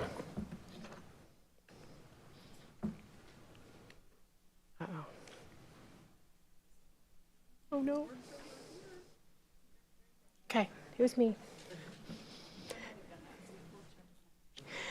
I think I already went over this, but we do want to spend some time towards the end of the presentation focusing on how we will implement this plan in future planning work and capital project planning and construction and design phase of capital projects. So just as a reminder, these were some of the outcome basis for the plan itself. Through this plan, we established facility types for our roadways that meet pedestrian and bicyclist level of stress or service. Those are comfort level standards that many cities do utilize to provide guidance to all of their projects over time. We were able to create a framework for evaluating those projects. We have a lot of projects throughout the city, but we need to create a prioritization system for that will be incorporated into the 6-year plans as well. And of course, we created policies around complete streets, bike and pedestrian facility types, as mentioned above, e-bikes, and crosswalks. We began this effort almost a year ago in December. It's been a really great year of a lot of engagement from the community along the way, and we've certainly welcomed the Q&A the last few weeks for the public hearing as well. As mentioned earlier, we are prepared to come back on November 5th. If we have other direction that may require additional modifications this evening, we would need to come back at a later date in November.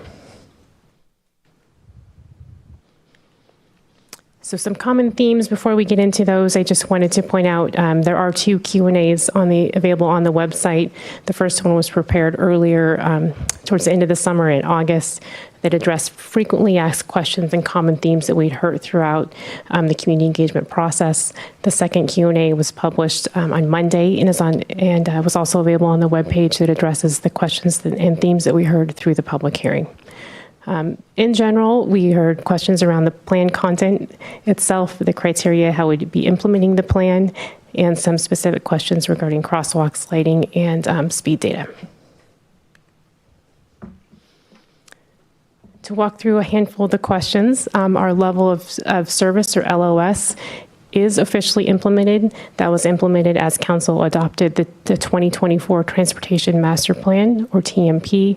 There's multiple sections referenced on this slide that do reference that TMP. Our Development Review Engineering team utilizes that as they are conducting reviews of developments.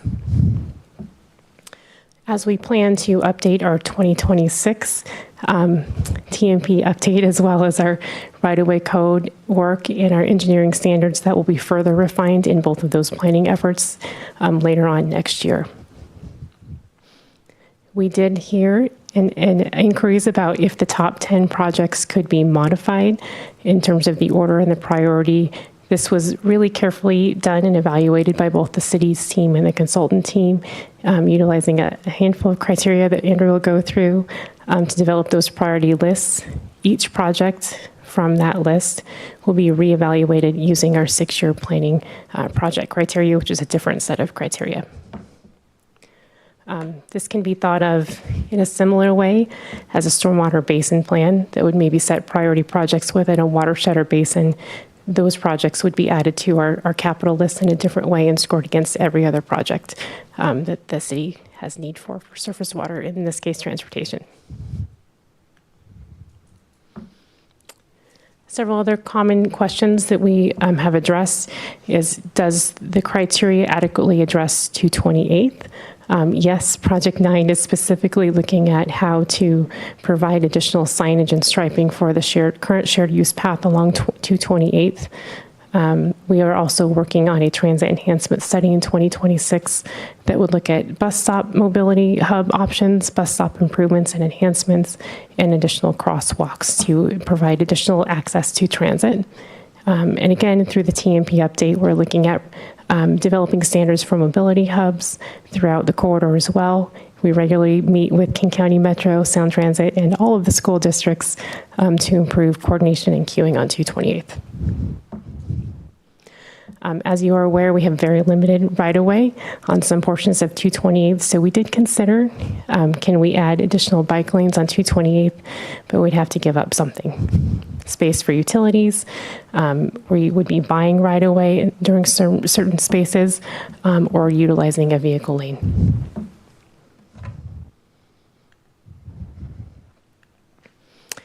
Right now, we are currently revising the final plan that'll be brought to you in November for your consideration. We have 3 proposed modifications to that plan. This is fairly minor, just a map cleanup in one of our figures to clarify that this Hollyway corridor plan, we are setting the whole corridor, but of course would only make improvements within our jurisdictional limits. We had numerous questions around this table. I think we're asking the table to do a little too much. So in recognition of that, this will be split into 2 tables. The first table will clarify what is existing in place. The second table will refer to the recommendations that this plan is proposing to move forward. And finally, we did receive a lot of feedback to how can we clarify or expand on some measurable outcomes or goals. This is work that we are already planning to do in 2026 with the TMP update. There is an appendix. I forgot if it's appendix 1 or 2. Sorry. A of the plan. We did do a peer review for other cities, what they are utilizing for their performance metrics. Those will be very well thought out as we approach the TMP update. The reason this plan doesn't specifically address bike and ped is we want to be able to look at those metrics and measures across the board, including pavement management, transit access, et cetera, holistically with the TMP update for the whole city. We are proposing to add a little bit of text here so that it's very transparent that we will be considering these in 2026. With that, I'm going to pass it to Andrew. Thank you, Audrey. Andrew Spiliotis, Senior Transportation Planner. Good evening, Mayor and council members. So we received a few comments and questions around how the priority network was evaluated to identify the top 10 projects, how those projects were scored, and how they'll be programmed. So next 3 slides, I'll be speaking to those different pieces, starting off with how the projects were identified. Again, this is focused on our priority bike ped network, which is those facilities along arterials and collector roadways. So we worked with our consultant to use a mapping exercise to look at a bunch of different layers that indicate bike ped demand and need. So it was a mapping exercise where they were all kind of scored and weighted and overlaid to develop a composite map. Some of the layers that were scored are bike ped facility gaps, levels of traffic stress, level of service, proximity to schools, commercial areas, and transit, density of non-motorized crashes, and then slope as a measure of constructability. So those layers were all scored 1 to 9, with 9 being the highest need. And then we also weighted the layers, and they are listed in order of priority weight. So bike ped facility gaps received the highest weighting percentage-wise after it was scored, and then slope received the lowest. So they're listed in that descending order. So once they were scored and weighted, they were essentially overlaid on top of each other, all 11, to develop this one raster composite map. That's what's shown on the screen, with the oranges and reds being the highest need, scoring the highest for all of those scores overlaid and summed up.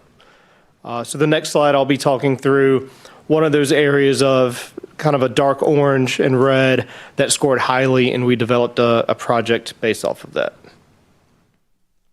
So the project I'll talk through is Southeast 30th Street. That's just north of the South Sammamish Park and Ride. The project's between 228 and 224th Avenues. There's currently sidewalks on the south side, but no sidewalk on the north side, and there's no bike facilities at all. There are bike facilities immediately to the west, though, that terminate where the project begins.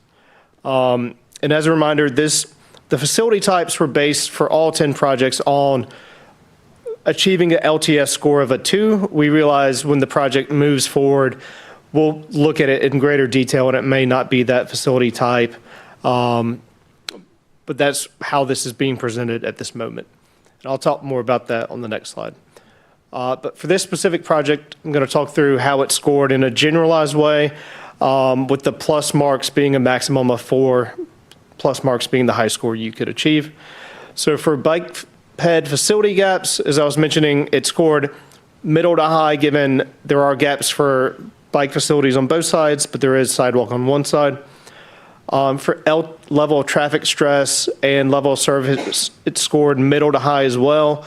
LTS for bike and ped both shifted from a 3 to a 2, which is kind of a moderate improvement. And then for level of service, it was a moderate improvement for sidewalks, given you have it on one side but not the other.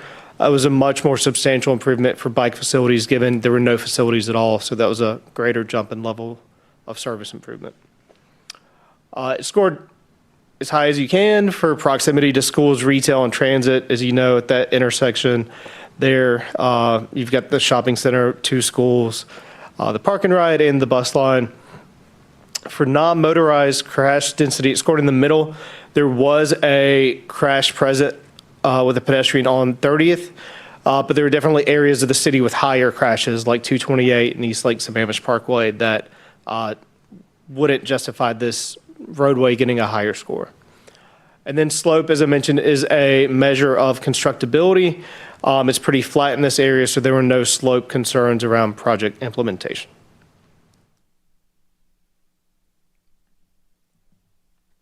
All right, next I'm going to switch gears a little bit and talk about how these projects, the school access projects, and also projects that we may further develop based on the gaps analysis maps in the plan, how those will be evaluated and scored in the TMP update and the 2027-2032 transportation CIP, also formerly known as the TIP.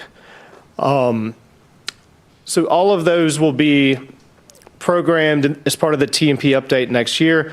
Before we get into programming them against CIP categories and different funding horizons, we're going to tinker with the GIS. I just talked through a little bit to see if we get different outputs based on changing some of those weights and scoring around.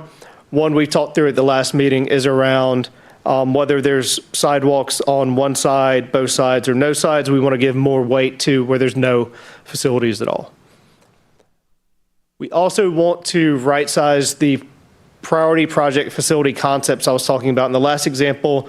Again, all of these are to meet a LTS2. We know there's constraints around cost, right-of-way, utilities, practicality that we want to take into consideration. So we'll make those adjustments as well before programming them in the CIP and the TMP.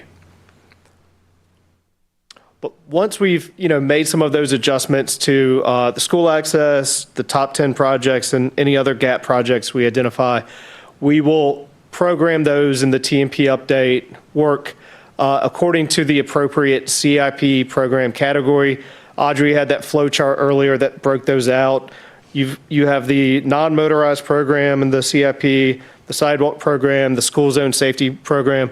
So wherever those land will dictate how they're evaluated and scored against their peer projects. And then those will land in the TMP update, either in the CIP 6-year program. We're going to develop a new 12-year program looking at years 7 to 12.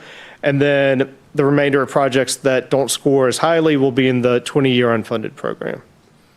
And also as part of implementation, especially for the 6-year CIP, we'll be looking at funding opportunities in the short term to advance some of these high-scoring projects. With that, I will turn it back to Audrey to talk more about implementation and next steps. Thank you. This summarizes most of the information that we've gone through, but just wanting to make sure that we are very transparent. The plan itself will live as an appendix in the TMP update that is planned for next year. Of course, there will be amended text within the TMP itself that will wrap in all of the policy work and prioritization work from this plan as well. Those facility types that we mentioned at the beginning of the presentation will be added to our right-of-way code as needed, as well as our standards and engineering update and our TMP update. The framework for evaluating projects, as Andrew was just discussing, will be added to all of our CIP work and our TMP work, as well as the policies and the list of projects. Our community engagement efforts, our traffic team and our capital projects team has all of the engagement that we receive from the community. They will be continuing to evaluate some immediate adjustments if needed, and all of that engagement will also is critical and a great foundation for all of the upcoming transportation planning and policy work. This slide should look quite familiar, but this is just a schedule of the upcoming 15 months or so as it relates to all the upcoming planning work that we've been talking through tonight.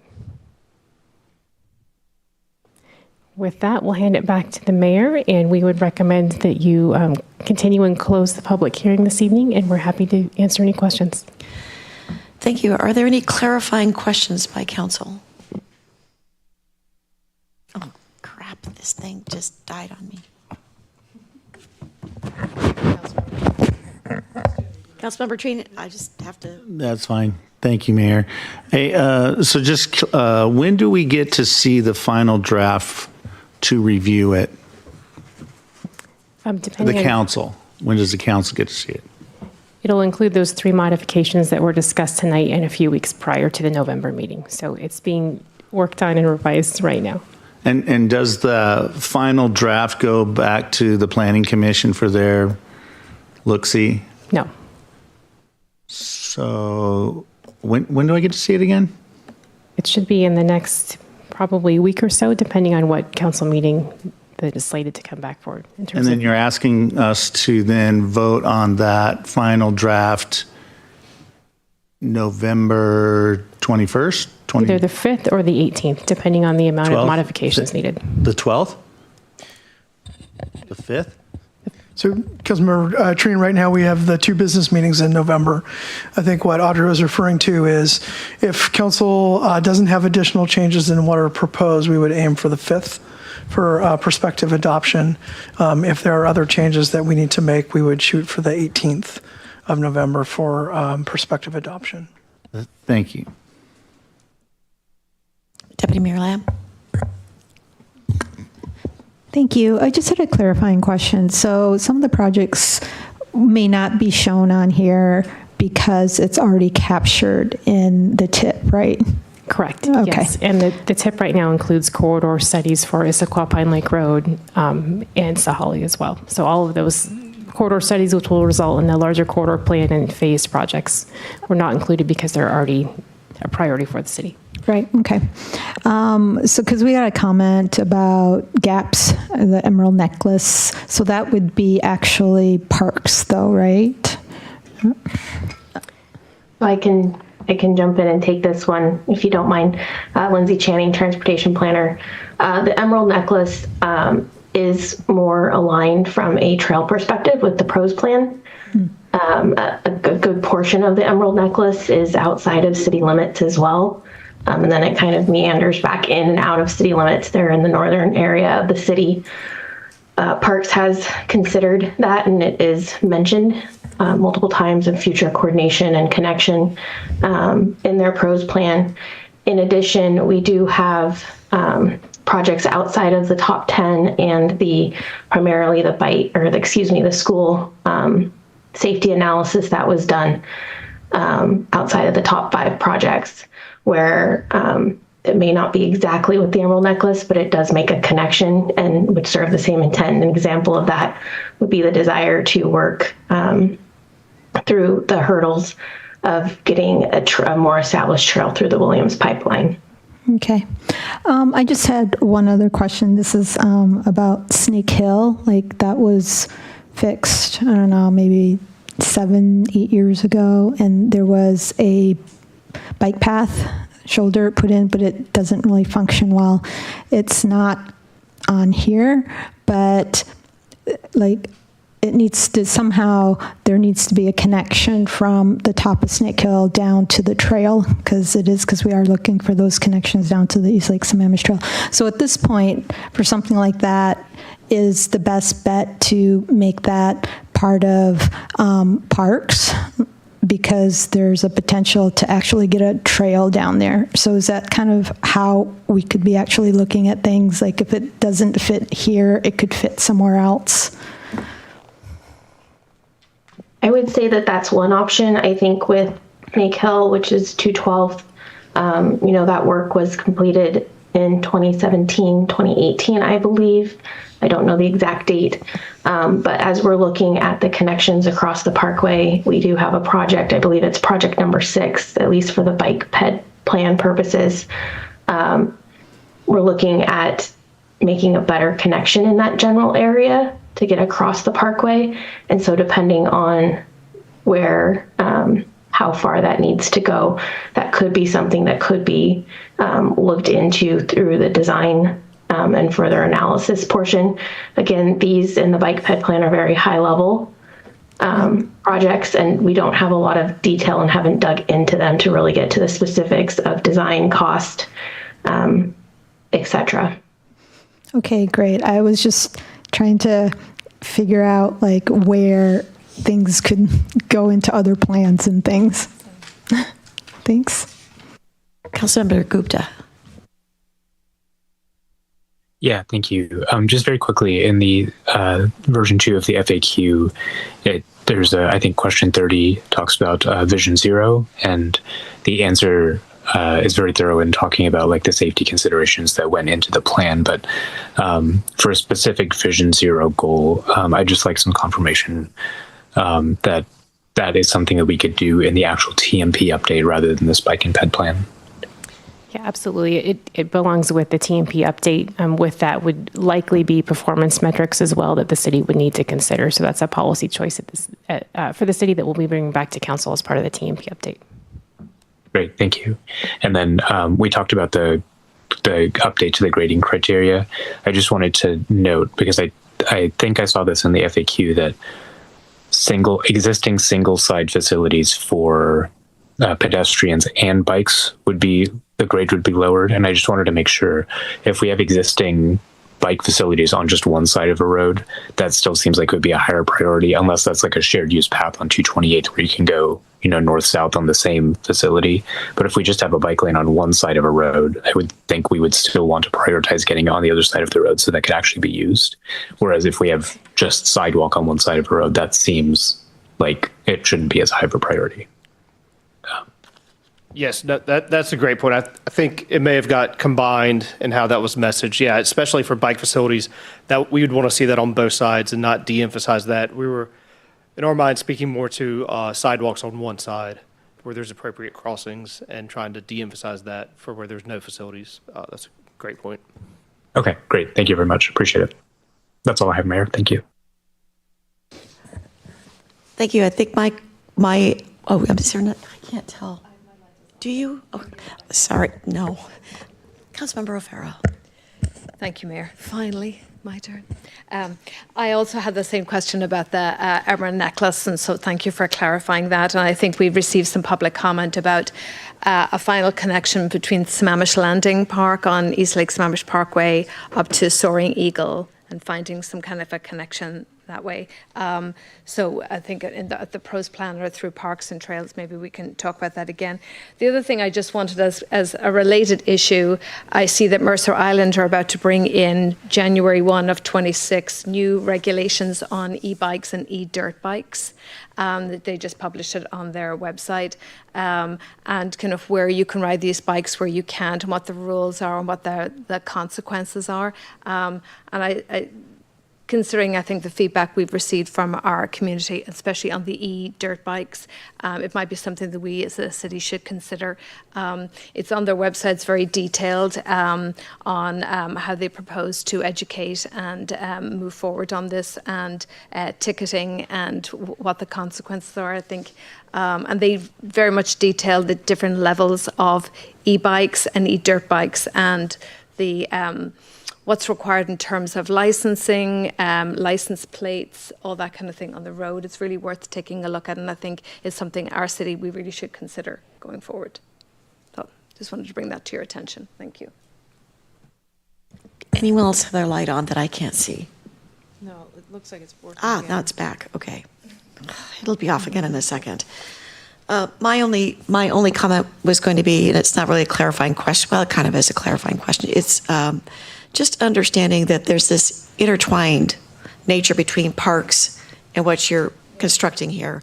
And I want to make sure that there's obvious and regular opportunities to connect, to share information back and forth, because something's going to occur to you that's not going to occur maybe automatically to Parks and Rec, for example. I just want to make sure that that communication is strong, frequent, and that there's a shared understanding of what the objectives are. So that was my main concern. I believe, is there anybody in the room that's here for public comment for this hearing? Before I close it? Yes. Apparently, the answer is yes. James Eastman.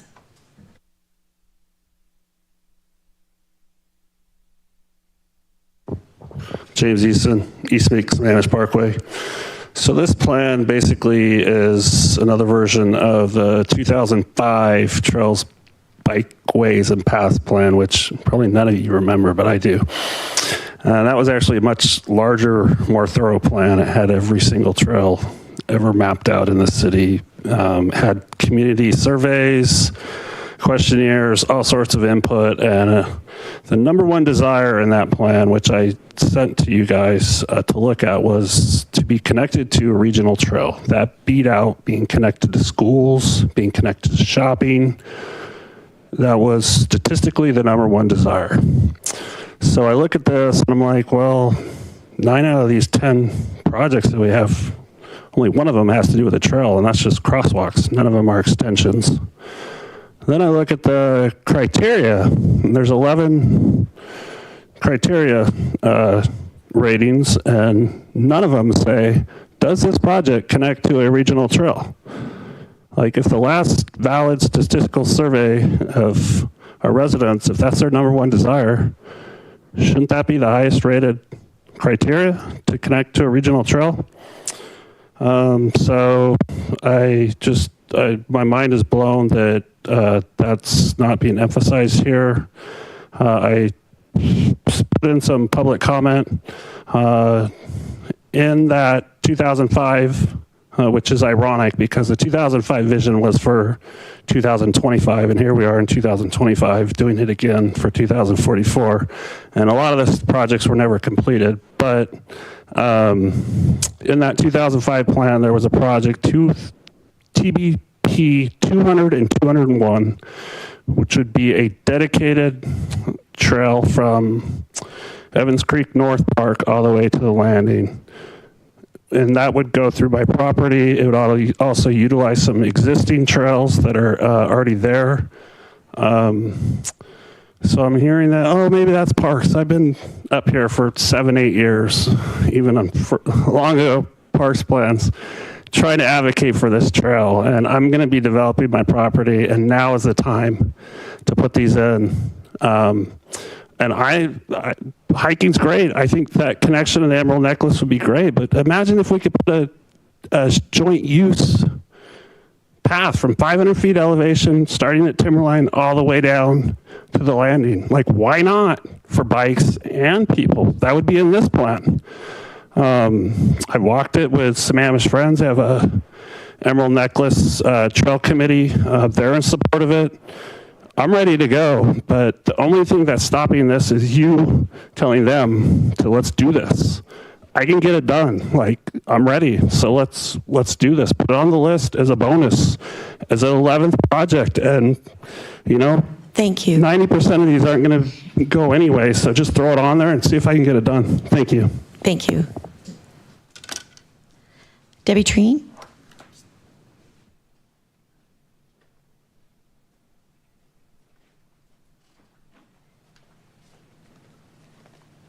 Hi, I have a big favor to ask. If you could show the clock up on the screen that so I can actually see it. Oh, never mind. It's here now. Last time I spoke, I couldn't tell how much time I had. So, Debbie Treen, been in Sammamish since 2010. I think the plan that we've looked at is good, but it really seems rushed to me, and I feel like we're so disjointed with now, even worse, with what James Eastman just spoke to, and the fact that we aren't including trails as part of our pedestrian and bike access when it clearly should be, and not seeing how it actually fits together in the TIP and the TMP. We know there's overlap and duplication in the work that's been done, and we don't know what piece is going to be prioritized how. And so I feel like there's a lot of unknowns in order to actually make intelligent comment about the projects themselves. In particular, we have so much expense on this plan and then on our TMP. I'm not able to get my head wrapped around how are we going to phase these hundreds of millions of dollars over the next, 6 to 20 years in a way that makes sense so that things get done in the right priority. I think one of the things, it also feels like we haven't had a lot of public participation. Two things that we're lacking, I think, from that is, first of all, drivers are affected by bike lanes and pedestrian access too. And I feel like this has really been focused on how are the pedestrians and bikers going to be affected. But what about the people that are driving? And couldn't we, with better traffic calming activity, actually improve the experience for the bikers and the walkers without actually building a lot of sidewalks and bike lanes? Maybe we just need traffic calming and to get creative with how our vehicles are running through. I love the map where we could just go in and make comments. Hey, wouldn't this be great here? I hope we can keep that. I think that would be really useful for the community and maybe expand it beyond just trails or bike lanes and sidewalks. Let's see, have I hit everything? The traffic calming, incorporating existing trail connections, and the parkway is a problem. We're going to have sidewalks or we're going to have crosswalks to the trail, but there's only a very limited number of places where you have public access to the trail. And so we have to deal with where are those few spots that we could. The landing is one that's obvious, but I don't know how many more are actually obvious. So last question is, how does this get incorporated into development? Do these become part of frontage improvements that are required by new development? Are they built into the impact fees somehow? And are they built into concurrency somehow? Because otherwise, we're going to have developers build projects that create gaps. So thank you very much. Thank you. Jack Chambers.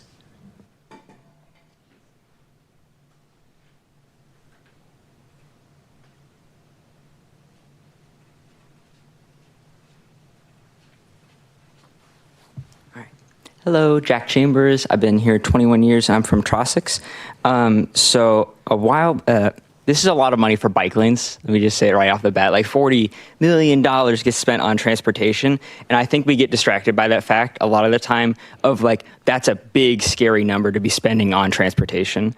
And if you're someone like my grandpa, you're not seeing people biking on the infrastructure that we do build. So something like Issaquah Falls City Road, I have seen maybe like 2 people biking on that road ever. And we spent a lot of money making sure it was like a buffered bike lane. So they end up thinking like, why did I even pay for this?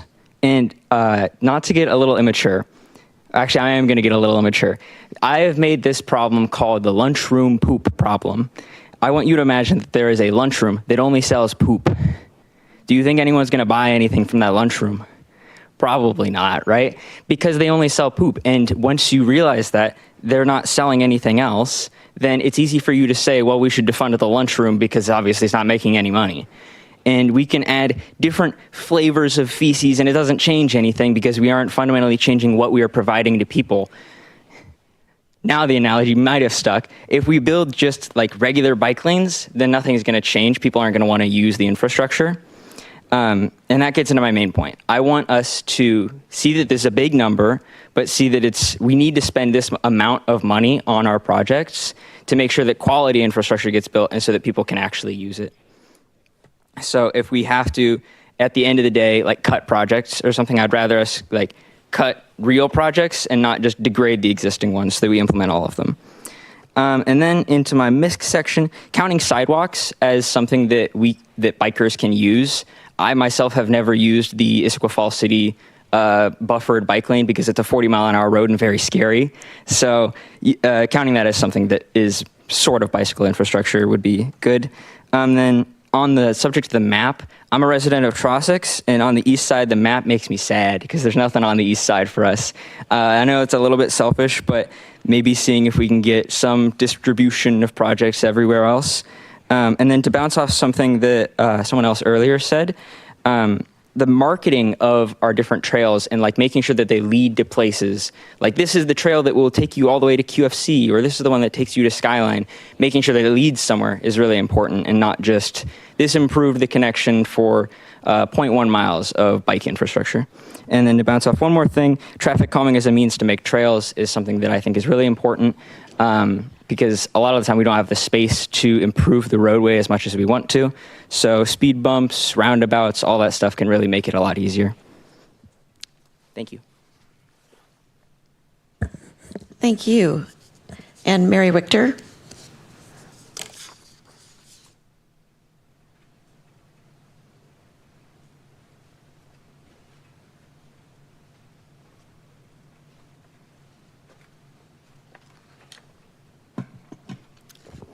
Good evening, Council. Mary Wichter, Sammamish for 25 years. I wanted to just say a few things. There's been a lot of meetings. We have not rushed through this. What we need to do is have more of the input actually get used and have some really good projects defined. I will say to the East Lake Sammamish Trail, Debbie had just spoken. She said she doesn't know how many places we can go. I sat through the 3 days of the public hearings with the hearing examiner on the trail, and it's pretty clear. The King County, they don't own the land, but they have the railroad right away, and if there's stuff in there, those are clear. So if you have any questions about that, I don't even know if Lindsay was part of that project, but I think that would be easy to do. I'm also for the Emerald Necklace, and I know Don Jarrett had sent in something which I thought was really good.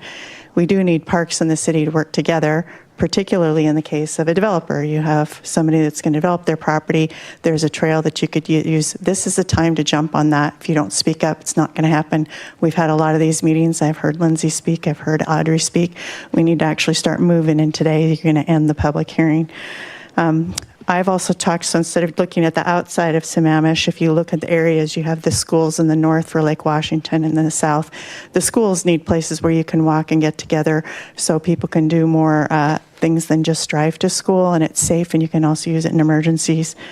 And then particularly for the middle schools, the elementary school should be able to get to the middle school to the high school, which is actually really close. And if you're worried about traffic, join orchestra or band. Those are off-hour things your kids can do that you don't have to sit in the traffic. For Town Center, we need, Big Rock A, B, and C was donated by Mary Piggott family. It's 20 plus 20 plus 20. It's 60 acres in the middle of our city, but there's not a lot of places you can get to it. The same thing with Town Center. We absolutely have to make those connections. I suggest you look at possible trails that the city could do, or on roadways, or look at stormwater connections, because the stormwater connections are there. I was glad to hear Lindsay speak about the Williams pipeline, which I believe is a gas pipeline. I think that's the same as the Bonneville Power, and that is a good thing to work on because it goes up, and I know Tree Farm right across from Inglewood Middle School, they actually have, I think, a private trail that goes in there, and then I think it also continues up north of Smith where it goes to McAuliffe and Lake Washington. Anyway, I think there's a lot of things to do. I'm going to tell you for Lewis Thompson Road, I've spoken to it. They're not going to get the final paving done till the spring because of the timing of the pavement, which is fine. We need a sign that says rough road and 25 miles per hour instead of 35. And if you want people to use the connection, the sidewalk's looking pretty beautiful. like you've already heard somebody say, they don't bike where people are going 40. Well, they go 40 down Lewis Thompson Road, even though it's a 35 speed limit. So if you set for traffic, the LTS, if you set it at 25, people will drive 35, which is the road is engineered for, but they won't be going 45. Thanks. Thank you. Was there anyone else in the room that did not get a chance to sign up for this public hearing? Jillian.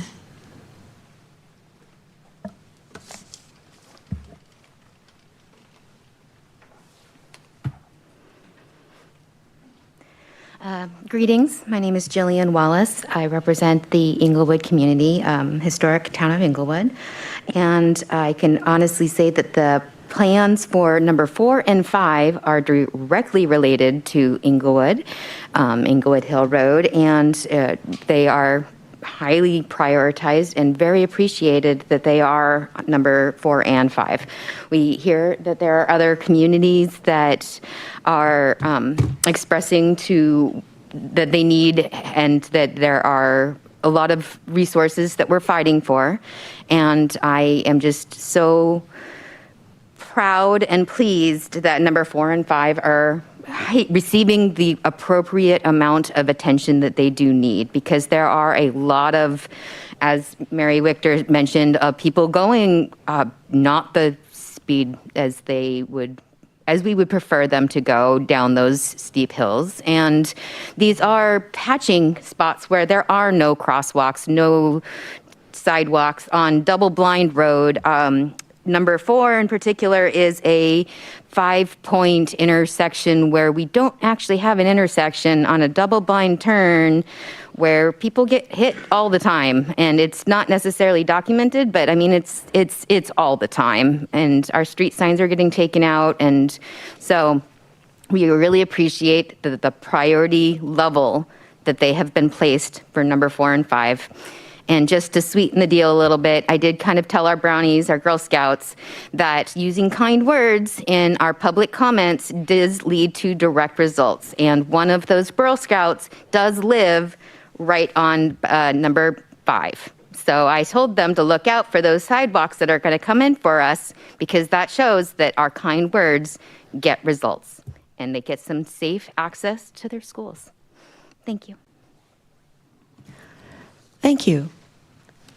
If there's no one else in the room, is there anyone that signed up for public comment online? There's not. Then I will close the public meeting. Right? And now we can go to council to deliberations. Deliberations, council deliberations. I'm waiting.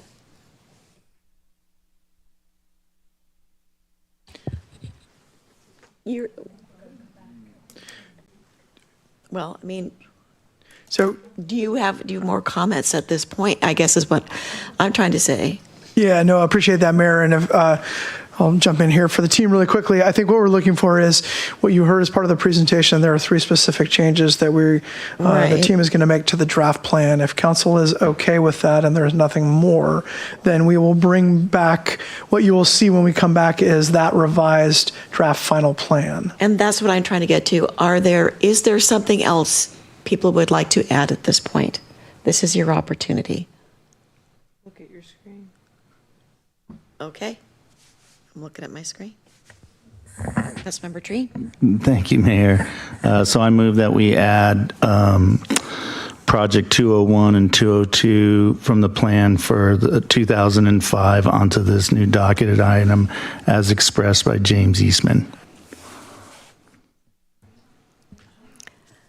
I'll second that. Yeah, thank you for the second. I'd like to speak to that motion. So I wasn't here in 2005, but I have looked at this property. I've driven this road. I've been down through the barrier. I think there is a way forward that needs to be investigated, searched out, and if it's not on the plan, then there's no way for us to move forward with it. But it does get there's a pathway that gets us from the top of the hill down to the parkway. And if a landowner is ready to do that kind of a project and wanted to actually help fund it, I don't see why the city wouldn't want to at least investigate that those projects. And so I think we should at least add it to this particular plan going forward. It's been moved and seconded. All those in favor? Is there somebody else? Okay, great. Another question? Sorry, Councilmember Trine, can you just kind of clarify for me again where you see, are you talking about the Eastland property? Yeah. Coming down to the Sammamish Landing? Correct. Okay. Councilmember Clark? Sorry. I'm still confused. Is this the right plan? I'm like, is this the right? I have a question about. I guess I don't, I've been to James's property, but I'm like, is this the right one? I just don't want to put it on the wrong one and then have Parks be like, nah, we can't do that because that's on. This plan focused on arterial network and the Yeah, priority so this network is that's not. identified in the TMP. Okay. I would suggest, if council was interested in adding that plan to our future list, it would be in the TMP update or perhaps in the next update of the PROS plan. Okay, that would be my preference to not put it in the wrong spot, as this is not an arterial. Clarifying question then. So this plan that we're approving or going to look at as a final is only arterial roads? It focuses primarily, it does provide facility types for all roads, but it focuses on our priority network, which was identified in the TMP and adopted in the TMP. So then In there's addition no. to school access projects. So clarifying question then on this one is, sorry, so it's a little bit off the motion. So I'm sorry, Mayor, maybe I need to, because is 244th part of that then? It goes by a school. It's a major road out of the city. Yes. 244th is included. So the school access projects were off of the arterial and collector roadways. If you look at pages 94 through 96 in there, we do have a few shared use path projects in there and the two different pipelines and then along, I believe it was 32nd Avenue as well. Yeah, that's not gonna do. Where there's a large concentration of schools. And we did look at the PROS plan as part of that project development to be consistent with that. There are some other projects in the PROS plan. I think there's a greenway called for that goes along Ebright Creek to connect the East Lake Sammamish Trail up to Town Center. So those are projects we have in the back of our head for the TMP update that we intend to program in there. Last thing I'll say is some of the pipeline trail we do have in there, in those figures, achieve some of the same goals of the Emerald Necklace concept, but within the city limits. But we certainly think there's plenty of opportunity to integrate the parts that we don't capture in there. I have a clarifying question that I'd like to ask too. How do we ensure that when properties get developed, that we are able to be apprised of what opportunities there might be for connecting trails?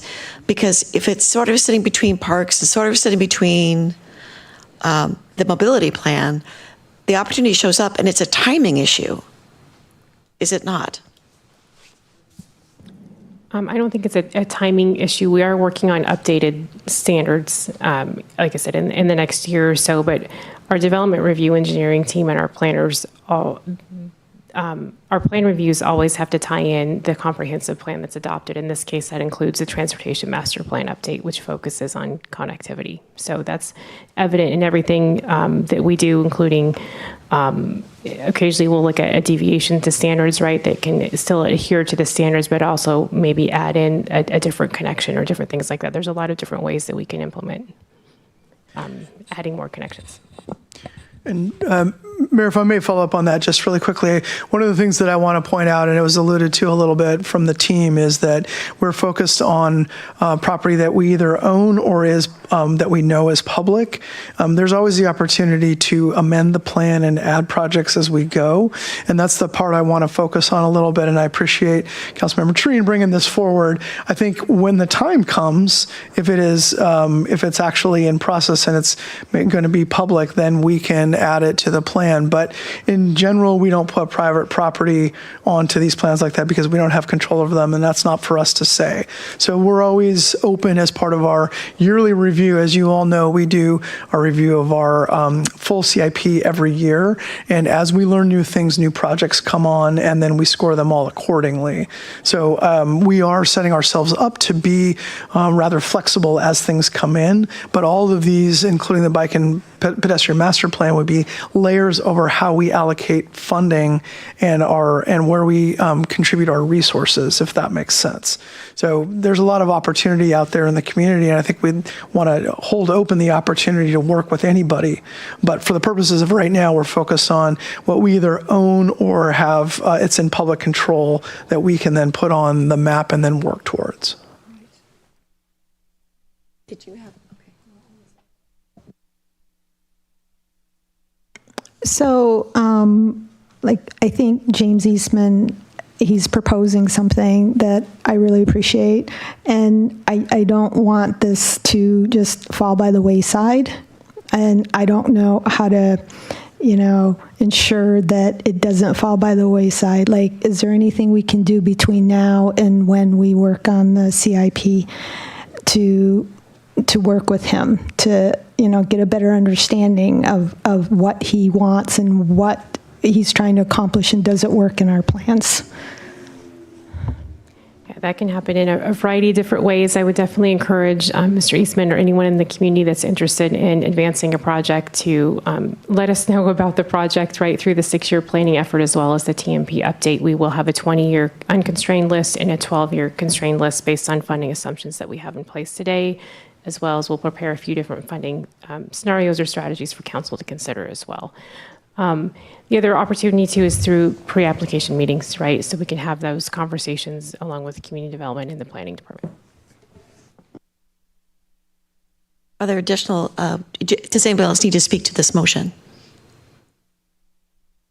I guess I like, these are 20-year plans, and I mean, he could be building like next year, and then that's a missed opportunity. So I guess I'm just trying to, like, is it really the pre-application is what he'd have to do? Sorry, my understanding is it's a private property. We don't have easements or any access or any control. It would almost be similar to a private trail within an HOA. The city also does not put that on our mapping. It's a risk and liability decision at the end of the day, and we don't have control over those trails. Deputy Mayor, if I may, I think what we're trying to say is we're always open to working with somebody. I think it's not quite what I would call ready for prime time to go on one of our projects until it has moved to the point where it is either we hold an easement, or we're talking about doing an easement, or it's going to be the application comes in to put that public roadway in, so that then we know that there is something that, again, part of this is where we put our resources and where we put our energy in. We have to be focused on what is good for the public community. And so we always work on that. We'll work on that together. We work with our town center partners on pieces as well. When someone's ready to move that forward, we're always happy to have the conversation. Okay. Mayor, Councilmember Gupta has his hand raised. I'm sorry. Councilmember Gupta. Yeah, thank you. So just following up on this, because I know this is something we've bumped up against for multiple project proposals, is the difficulty of doing anything on private property. But, it sounds like there's interest in making sure that this is a connection that is made. If putting it on a plan is not the appropriate step because it's private property, is there something that council could do to express interest, to say like, hey, this is an important, to somehow designate this is a connection we think is important to be made if and when the opportunity arises, let's make sure we look into it. Is that something that we can do? Councilmember, I appreciate the question. I think what you're hearing from us is that we're hearing you loud and clear. I think what we're looking for is right now it's a bit of a square peg in a round hole, if that makes sense at the moment. I think if and when there is an opportunity to move forward with that, I think as Audrey was pointing out, as we move into the TMP next year, there's opportunities to add projects. Again, if they're at a point where we can actually justifiably add them, we are happy to do that. And again, we do that update every year as well. So there's no time clock that runs out, if you will, for things like this. And so we are happy to partner with property owners that want to do some development like that. But in terms of putting it on the plan, it has to be a little bit farther along before we're ready to start looking at it and comparing it to other projects and put it in the scoring criteria about then how we would spend dollars. And I think that's the piece that we need to be careful about here and just be deliberate that this is talking about how do we score projects against each other and then allocate scarce resources.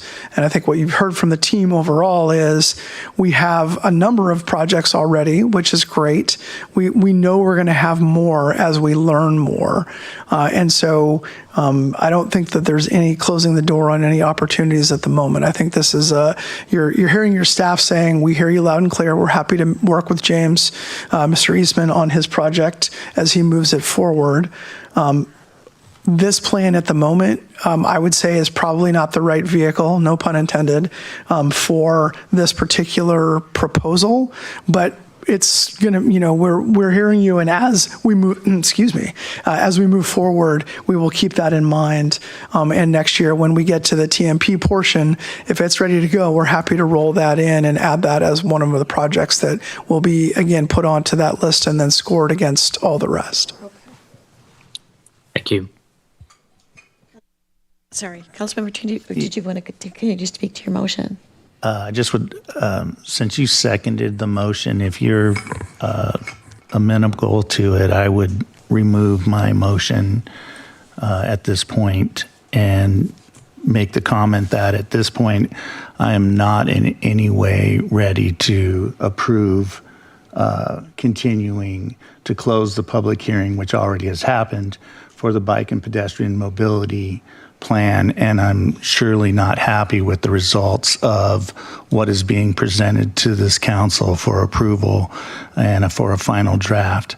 And so at this point, I'm in no way ready to vote in favor of it, but I will remove my motion at this time if you're okay with that. Thank you, Councilmember Treen.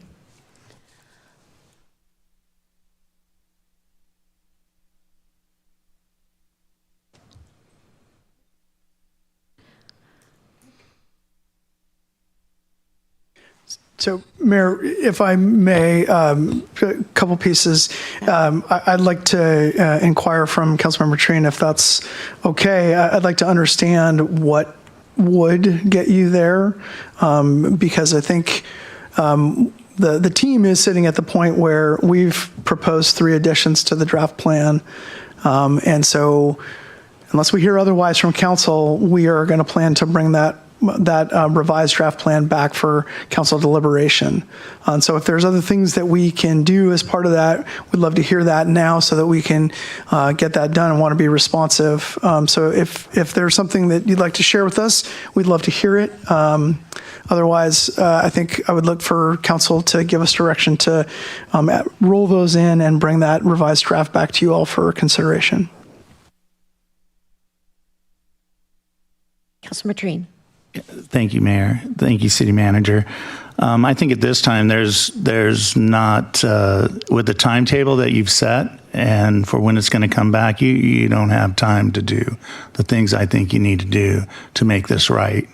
So, and so to not build any animosity that may even be directed towards me, I would just like to just say that I'm not in support of it at this time, and don't see myself moving in a direction that would be in support of it due to the fact that it doesn't meet the criteria of encompassing the whole city, would be just the first one. And so, and trails is, if it's bike mobility, if we're not going to include trails in this, then I don't see the reason for it. And if we're not going to do real cost analysis to what it's going to take for the infrastructure, yeah, that's a lot of work. And that's not just in November. That's something that's going to be coming out sometime in December or February by the time a work plan, and we bring in a new council in January. So thank you. Thank you. Are there other council members that want to provide direction at this time?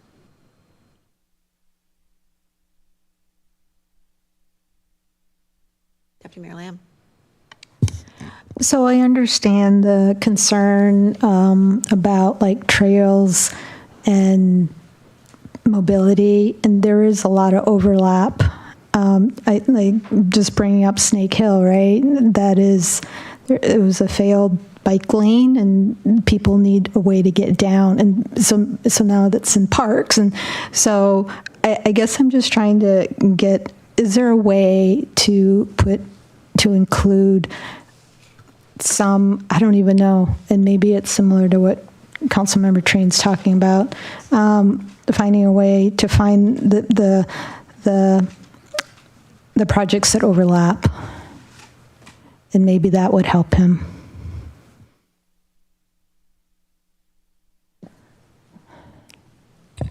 Deputy Mayor, if I may ask a clarifying question, just so I can help the team orient here. Are you thinking about sort of that intersection between the pros plan and what is being proposed as part of the bike ped master plan? Yeah, kind of like we understand the bike ped, this plan right in here, but then there's also the pros plan, right, with those trails.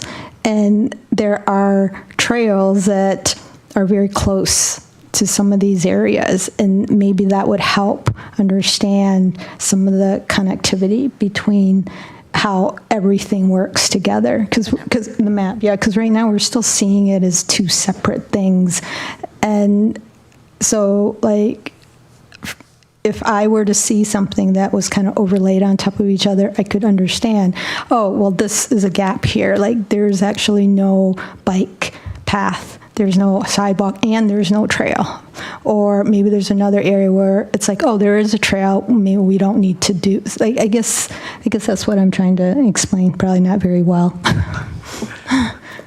Yeah, I think we can. I would say in the 6-year citywide CIP that we coordinate very closely. That's an opportunity to take a look at things. We could consider adding a layer into this plan, although that would then require us to update this plan every time the pros plan is updated. Mm-hmm. So I think that becomes a little bit kind of tricky there in terms of mapping, but we could certainly look at what we could do with graphics to help visualize that. Maybe it's like the top pros plan for trails and how that layers on top of these top 10 projects. Maybe that would make it simpler. Yeah, I'm sure we can pull a map together that shows what all of the priority components are. I think one of the pieces that, and at the end of the day, this is really the overall transportation master plan. When it all comes together, we're working on relevant pieces, and I know they don't necessarily, we're not seeing everything when we're talking about these components because the bike and ped plan had specific criteria, and totally recognize that. So maybe what we can do is pull together a map that overlays sort of the more priority trail projects that are identified in the pros plan. And where they are. I want to caution that they're not likely necessarily to always meet because the criteria are a little bit different. And so that's a piece that, we'll have to continue to contend with.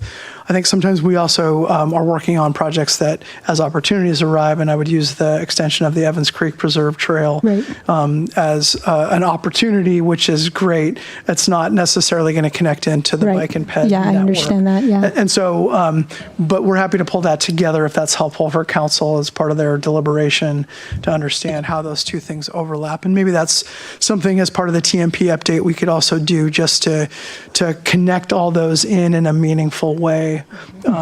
A lot of that was done in the comprehensive plan, but now that that's adopted and we're moving forward and bringing these next functional plans in place, we probably need to do a little updating of that to help orient on where we are and where we're trying to invest as dollars appear. Yeah, that would be super helpful because, at the end of the day, I think we're just talking about connectivity. So whether it's trails or bike paths or sidewalks, if they connect all in some way and we can holistically look at a plan, a map, it would be super helpful. One thing we are working on that'll be independent of this plan, perhaps we can look at how that would function in the TMP, but it'll be useful for the community as an overlay of all of our capital projects in a 6-year window. We're doing that currently for surface water and transportation so that we can coordinate projects with constructability and proximity to each other. We can certainly include facilities and parks in that as well, if that would be helpful too. Okay, thank you. I just had one more thing. In the 2024 PROS plan, it does call out the Transportation Master Plan and the Comprehensive Plan on page 69, Citywide Trail Planning. So it has whole paragraphs on how everything does work together. So I don't think that it's not there, maybe visually, or obviously this was 2024. We're not remembering things, but like if we need a map, that's great too. But it does say that all of these work together to identify local needs and recommendations to expand and improve on-street and off-street trails, pathways, and connections. That's what it says. So at this juncture, you're getting not perfect direction, actually. But I think you're getting strong indications that we are concerned about understanding the network of systems that connect. And also then from your perspective, I need to understand, is this something that we're looking at that we need before the next meeting? Because that may be an unrealistic expectation. Thank you, Mayor. So if I may, what I'm hearing, I'm not hearing that any, for the majority of council, concern with the proposed amendments that the team brought forward. And so I think we will continue to work on that. I think what I would say is, perhaps what we should try to do is work on the map that would come with and try to get that out ahead of time so that everyone can have a chance to review.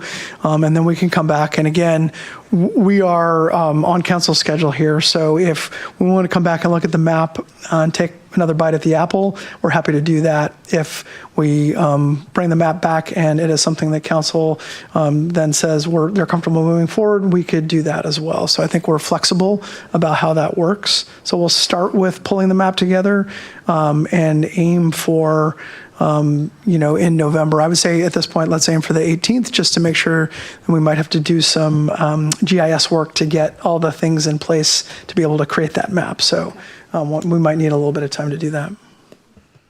That sounds like a very workable solution from our side, I believe.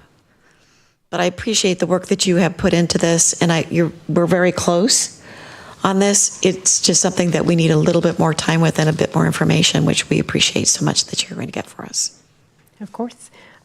Please let us know if you have additional questions, and we're happy to incorporate these modifications. I'm going to urge council to do that now. That is, it's not going to be helpful if we do it later. So if you do have more comments in areas where you see gaps, please make sure you forward them. Thank you. Thank you.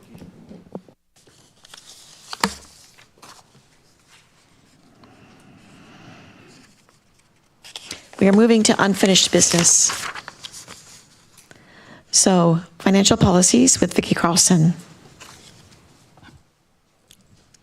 Good evening again, and I get to close out this meeting with a very exciting topic of financial policies. I do have a very short presentation prepared, but I need the clicker, or I can just tell you when to change. Okay. It buzzed and it worked. Okay, so tonight what I'm going to do is review the updated financial policies for you. You may remember that I had brought draft financial policies to you last August, and they were incorporated into the current budget document. However, we did not take the final step of adopting them formally via resolution or ordinance. That is the best practice to do that, so that is our plan moving forward. But we did have some other companion policies, if you will, that needed to be updated before these could be formally adopted. Once these policies are updated, we will have one final policy to update, and that's the reserve policy, which will require an amendment to the existing ordinance. And also these updated policies that are in front of you from last year have been updated.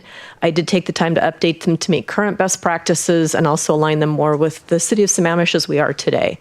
The broad purpose of these financial policies is to achieve and maintain long-term fiscal sustainability, and they are central to a strategic long-term approach to financial management.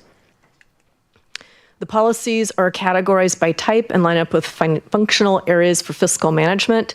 And for tonight, rather than reading every policy, I just want to run through the larger categories and just walk through what each area is trying to accomplish, again, at a very high level. So starting with the revenue policies, this speaks to maintaining a good mix of revenues with each type responding differently to fiscal challenges. An example would be property taxes. If we have an economic downturn that's short term, property taxes are very, very stable. However, they only grow at 1%.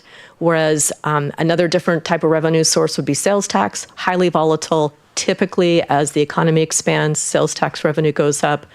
As the economy contracts, sales tax revenue goes down. So the idea is to have a good mix of those in our revenues.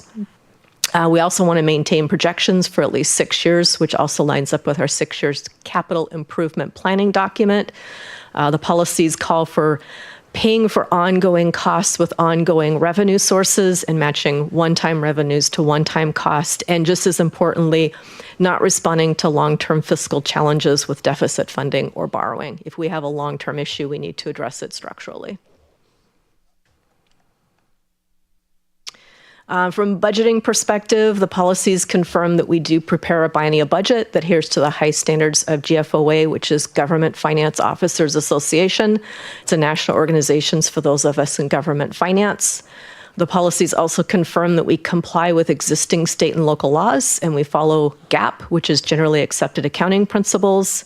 The policies speak to budgets for funds that are being structurally balanced, endeavors to maintain existing service levels, and allocates budget to council goals and strategic priorities.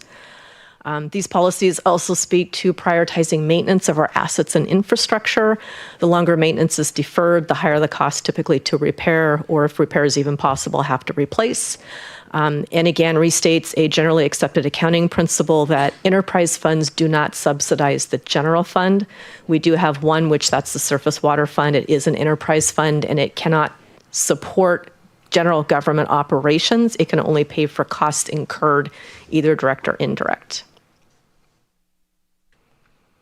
Expenditure control policies reiterate that internal controls are necessary and in place, and that we make every effort to ensure that the services we provide to the community are cost-effective and efficient.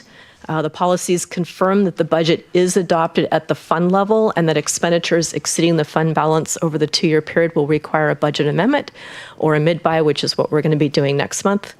And the other important policy in this section speaks to capital projects and the need to consider ongoing costs after the project is completed as part of the decision-making process.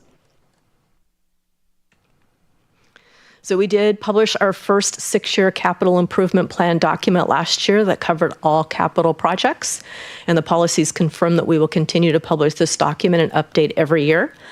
Along with maintaining this document, each project needs to have adequate information for decision-making and speak to how each project is funded. And these set of policies also speak to maintaining our assets and infrastructure to protect our investment and minimize future maintenance and operating costs. So from debt management policies, this set addresses when we could or should consider debt for capital projects, as well as when debt should not be considered. It lists the different types of debt available to us and what rules would need to be followed when debt is issued. Speaks to who is involved in debt issuance process. It does take a village. Typically, it's council, city staff, bond counsel, or financial advisor. And finally, they speak to managing our finances in a way to obtain the highest possible bond rating. The higher the bond rating, the lower the borrowing cost to the city. So the reserve policies speak to why we have a reserve. We do need sufficient reserves to meet the challenges of short-term volatility in our revenue streams, as well as economic downturns or emergencies, so we can maintain services bomb cyclone, earthquake. The 25% reserve in the general fund is maintained from the existing policy, and it's based on 25% of prior year ongoing expenditures, but it does allow for up to 40% of that reserve to be used to deal with short-term challenges like a disaster or a short-term recession. But in order to tap into those funds, there would need to be a plan to replenish back to the full 25%. A lot has been learned on reserve policies over the years. When I started in this gig many years ago, the goal was to have a certain target, and you maintain that target, and the higher the target, the better. And as technology has advanced and given us ways to fine-tune our reserves, it's become much more sophisticated, and it's partially cash flow, partially risk-based. So that's why being able to tap into part of that is important. And then finally, we do have a handful of other policies in the document that address financial planning, cash management, investing. Right now, our investing is outsourced to the state of Washington. We participate in their investment pool, and just some basic on accounting and financial reporting standards. Again, high level, just wanted to capture the basic gist of what's in this document. Happy to answer any questions. And the plan is to take your comments, input, and then bring back any adjustments to this policy at the November 5th meeting with plan adoption after that.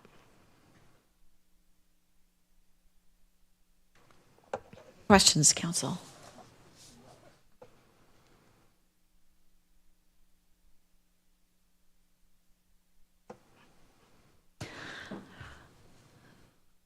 Well, this seems very thorough. Is there a question? Thank you. I'm sorry, my screen is absolutely dead. Councilmember Farrell. Thank you, Vicky, for the presentation. I did read all the policies, and it's mostly, I understood most of them. But I just looked at the beginning where it's 3.1 revenue policies, number 3, about one-time and ongoing recurring revenues and restricting those uses. That wouldn't prevent the city from using money if we were in some kind of a catastrophic situation where we had to use revenues to.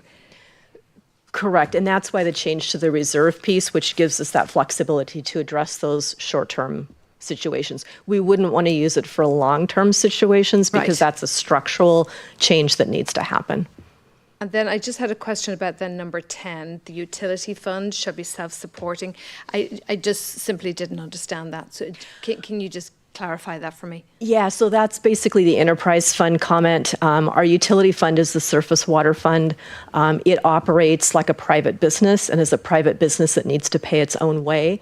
And per accounting regulations, it cannot subsidize the general fund. So it's basically segregating the utility fund, the surface water fund, as its own business compared to the rest of the city. Okay, great. Thank you very much. Those were my questions. Thank you. Deputy Mayor Lamb. Are we working on getting a bond rating? Not at this point. We need to, there's a few more there's a few more elements that need to be put in place before we can even really consider issuing debt. And one of those is to have an ongoing revenue source to repay it. If you remember from the Fiscal Sustainability Task Force that was pulled together, it was a three-legged stool approach to get us to fiscal sustainability. The first two have been accomplished. The first one was going through our budget and making reductions wherever possible so that we can line up our budget with our actual costs to provide the same level of service. The second stool was the councilmanic action, which was enacting the utility tax. And the third level is the voter approved, which the recommendation was a metropolitan park district. We really need that metropolitan park district in place, or a voter approved measure, in order to sustain fiscal sustainability. And at that point, we can start talking about debt. And when we get to that point, that's when we would look for a bond rating. Okay, so we're a few years out. Okay, thanks.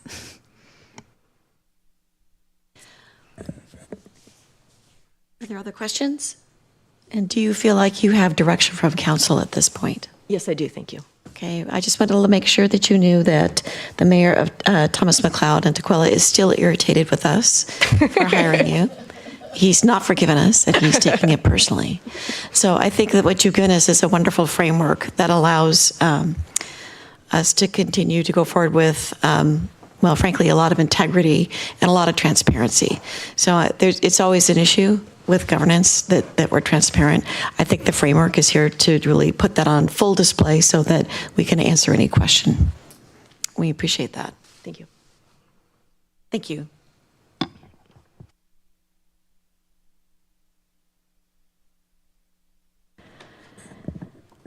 And we are now to the very exciting moment of council reports and city manager report. Mr. City Manager, do you have a report for us? A brief one, Mayor, thank you. Just a couple of updates to remind about. Trunk or Treat is next Thursday, October 30th, 4 to 7 p.m. out here on the plaza. So looking forward to having everyone come out in costume and do some trick-or-treating, music, games, and photos. There is a recycling event next Saturday, November 1st from 9 a.m. to 3 p.m. at Eastside Catholic. I know this tends to be an event that people take advantage of, so looking forward to have folks come out and participate in that. And then a couple of reminders for the community and for council. Next month, we have had to move the first two meetings of the month from Tuesday to Wednesday, so we are meeting on November 5th and November 12th. November 4th is Election Day, and November 11th, the City Hall will be closed in observance of Veterans Day. So next month, we will be meeting on, the first two meetings are on Wednesday, so just as a reminder. With that, back to you, Mayor. Thank you. Are there other council reports?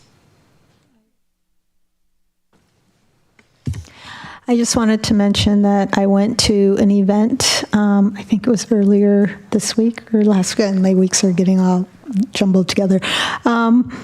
It was sponsored by Imagine Housing. It was hosted by Imagine Housing. Amazon was one of the sponsors, and it was about affordable housing. And it had 5 mayors from the different cities. Kirkland was there, Bellevue, Kirkland, Bellevue, Issaquah, Bothell, and I forget the other one, but it was really insightful. I thought it was really good to hear from 5 different mayors that were so committed to affordable housing and everything that they were doing. And I learned a lot, and I just wanted to share that they have ongoing projects in like the 50 AMI range. Imagine Housing has at least 5 or 6 projects in the pipeline in the region.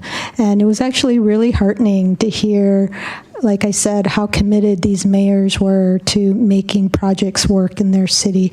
And it can work just by hearing some of the stories that they were telling.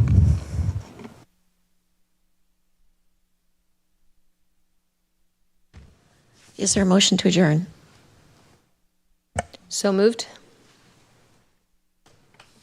Second. Moved and seconded. All those in favor say aye. Aye. Aye. Aye. Aye. We adjourn. Thank you.